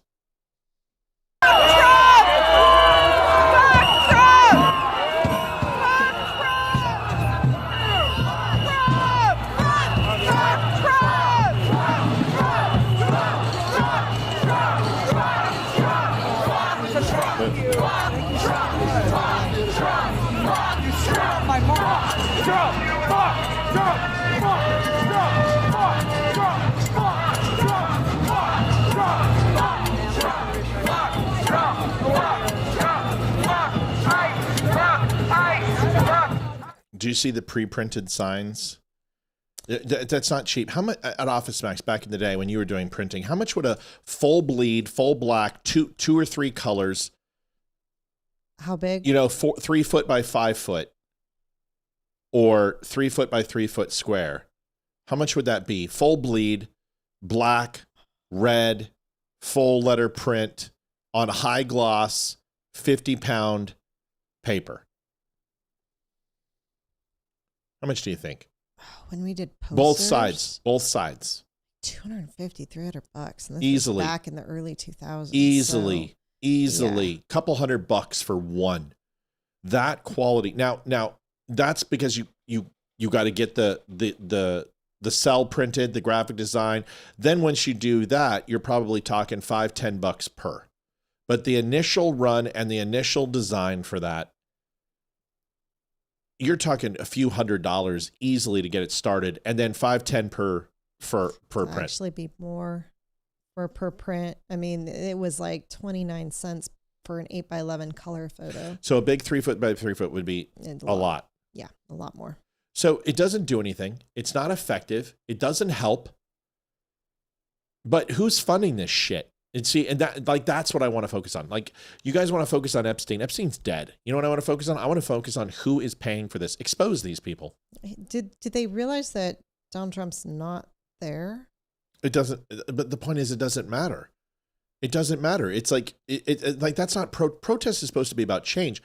They've literally just they're mocking the process of protest. I mean, civil rights came out of protest. Suffrage came out of protest. The abolishment of Jim Crow laws came out of protest. Bless you. Excuse me. The pressure of the ending of the Vietnam War came out of protest. Mark Link donated $5. Thank you, Mark. Appreciate it. Thanks for putting up with me. This isn't protest. This is just paid mock outrage. Stupid. This is to create dissension. This is to create division. This is to create cynicism about our government and about Donald Trump. That's all this is. This isn't even protest. This is just left-wing activism and Saul Alinsky. It's to create divide and mistrust. It's bought and paid for. Who's paying for it? Absolutely. Expose it. Who's putting gas masks? Who's putting bricks? Who's feeding these people? Who's paying for their pizza deliveries at Chaz Chop? Who's paying for this shit? Why don't you release this stuff? That's what I want to see. Mm-hmm. Last video. Hayden was pissing herself over this. She thought this was the funniest thing. This guy trolls Billie Eilish. Now, I don't remember the full story, whether he was an Australian who came to the United States or he was living here. Let me rephrase that. Trolled Billie Eilish and then flew to the United States and then was removed. Or if he was living here as an Australian, said this, and then got deported. I don't know if any of this is true, but I do know the trolling is true. And Hayden was following this guy, then he disappeared for like 5 days, and they had no idea what happened to him. Either way, this is pretty funny. Watch this. Billie Eilish reported me to ICE and got me deported from the US. No one is illegal on stolen land. Honestly, I can't even be really mad because it's kind of funny. But basically, I was joking online that I was going to fly to America and move into her mansion, packing my bags right away. No human being is illegal. It's obviously a joke. It's obviously a meme. And I get stopped by DHS and held for like 30 hours. Literally 30 hours. They're asking me, how do you know Billie Eilish? Do you intend to trespass? No, of course not, man. It's a joke. It was like a meme that I came up with on Instagram. And I get held for 30 hours and deported. I get basically escorted onto a plane by armed guards, sent back to Australia. And I think it's actually amazing performance art. As a joke, I managed to get Billie Eilish, Hollywood celebrities, left-wingers, liberals, to agree with ICE, to agree with border control. They suddenly support deportations because they don't like my memes. They don't like me as a person. So I should get a commendation, honestly. It's amazing performance art. I suffered for my art 30 hours in a cell just to like prove a point, just as a meme. Who else takes jokes this far? That I was able to actually sit in a cell for 30 hours and endure that pain just to prove that Billie Eilish is a hypocrite. Honestly, I deserve a commendation. I'm actually proud of myself. I think it was actually a total victory. All these people laughing at me. No, it's actually a total victory. I managed to get left-wingers and Billie Eilish to support. All right. So the understanding is that he was in Australia. He flew to the U.S. after he made this post. He was stopped on entry into the U.S. and sent back to Australia, was asked a bunch of questions, was detained. Listen, I think in today's world, if you have somebody who makes a threat, even a veiled threat, Billie Eilish had nothing to do with this, right? This girl's got a hard enough problem with her mentality, you know what I'm saying? And everyone deserves safety and privacy. And if I had a fan that said, hey, you know what, I'm going to come and I'm coming to your house and whatever, and, you know, like balls are Justin douchebag Mullins, and you're damn skippy that the authorities would be waiting for him the moment that they go ahead and land and come over into this town. This town is too small. You're not getting to me. That's the thing. The one thing that's great about my town is everybody knows me here, and I promise you, the moment you ask where I live or the moment you come here, you're gonna have a real hard time. Okay, so, but I think it's hilarious that he makes that comment and then he's deported for it, and that he at least had the stones to get on a plane. It's just a funny kind of story. What do you think? I think it's hilarious. Good for that kid. He's got a story to tell the grandkids. Yeah, and he's probably going to get a couple million followers for it, and he'll have a you know, a nest egg to kind of fall back on. But I think it's hilarious. I think it's funny how Billie Eilish says we're on stolen land, but you know, the moment you show up to her private property, you're going to have armed guards that are going to kick your ass out. I think it's hilarious.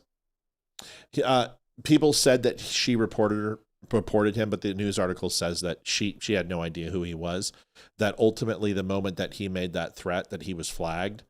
And it is, I'm coming to your house flying from, you're going to get your ass flagged. You're not going to be able to do that. You do that to me.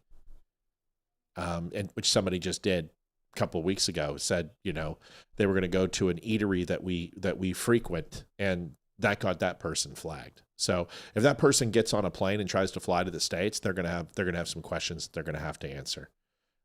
Liv, wrap us up. Slow night tonight. We appreciate the people helping out. Weird. It seems like Twitter and all the social media are struggling a little bit. I guess Twitter was having some serious network issues today. So Liv, tell us what we've got coming up in the next few weeks. Yep. Wednesday, we are having Chris Parental on, which I'm very, very excited to see him again. The following Wednesday, the 25th, Jack and Mandy will be back in the house, and we will be streaming their new documentary, Marxism in America. You guys got to watch it. It's awesome. And then the following Wednesday, we will have Mandy back with Paul Carafort's and his new book, the new Charlie's Bubbles book. And then we got a whole bunch of other people we're working on. And then we're working on a bunch of others. Jessica Lynch we're working on. We've reached out to her. A little bit of a communication thing. We're still trying to get a hold of her, but it sounds like, hopefully she's going to be coming on. Mike Roch, you sent me an email. I've not responded to you, but you gave me some tips. We will have show notes on the live show for the podcast. That'll go back and I'll put show notes on. It's kind of hard to post edit all the live shows with notes on them, but it will be at least for the podcast, which will have detailed show notes of what our topics were and what we covered. Trying to be a little bit more robust in my hashtags, like you said. And we want this show to grow so much too, man. It's just a matter of time before it happens. It takes a lot to get noticed. And that's the way it is. Yankee Free says, hello, evening, y'all. Listen, we'll see you guys later. Do me a favor. Tomorrow it's you and Leroy. Yeah, it's me and Leroy tomorrow, as long as he gets his camera fixed. We've done a lot of things to get the show where he wants to be. You guys, let me know on the videos. I think I'm going to go back to the old way and just play the larger videos, because that's a pain in the ass when the audio doesn't sync up and I got to pause. That didn't work too well tonight, but let's make sure you guys are okay with the audio levels. The visuals look good on the videos. You guys are happy with the way that's been. We've been doing that for a few weeks now. It seems to be having a very popular effect, minus tonight with the problems we've had with social media. So we'll be back tomorrow, 7 o'clock with Leroy. Share, like, and subscribe. Do me a favor. We didn't talk about coffee tonight. If you have an opportunity, go back and get yourself some coffee. We've got 6 different iterations of coffee. All of it is freshly roasted in Wisconsin. There's good prices. They're grocery store prices with gourmet taste. You will not be upset with the coffee. If you're looking for a good coffee provider, you're looking for a decent price with high quality coffee that doesn't take 7 scoops to make, 2 or 3 cups. You want 1 cup. You want 1 scoop. You want to use a French press, you want to use a drip system, whatever it is, this coffee is made for you. Don't buy the ground. It's 3 days and it's to you and freshly roasted. I guarantee it's the freshest coffee you're going to find. You cannot get this type of coffee at Starbucks. You cannot get this coffee at the grocery store. This is freshly roasted coffee. It is delicious. Go and do that. You can also buy shirts and hats and everything else too if you would like to go and help out the Don't Unfriend Me show. We appreciate it. Amy should be back next Monday. Amy was going to be back tonight. I had to wave her off because the cells weren't booked. Amy is back Monday. She was going to be back tonight. Did not make it. She'll be back Monday night. Okay? All right, everybody. Talk to you later. Thanks for watching the Don't Unfriend Me show. We will see you guys mañana. Bye. All right, y'all. See ya. This is the Don't Unfriend Me show with your hosts, Matt, Leroy, Amy, and Olivia. Geopolitics, military analysis, and election coverage. Coming to you live on all major social media channels at The Dumb Show. Honest, direct, unfiltered. We can agree, we can disagree. Just don't unfriend me.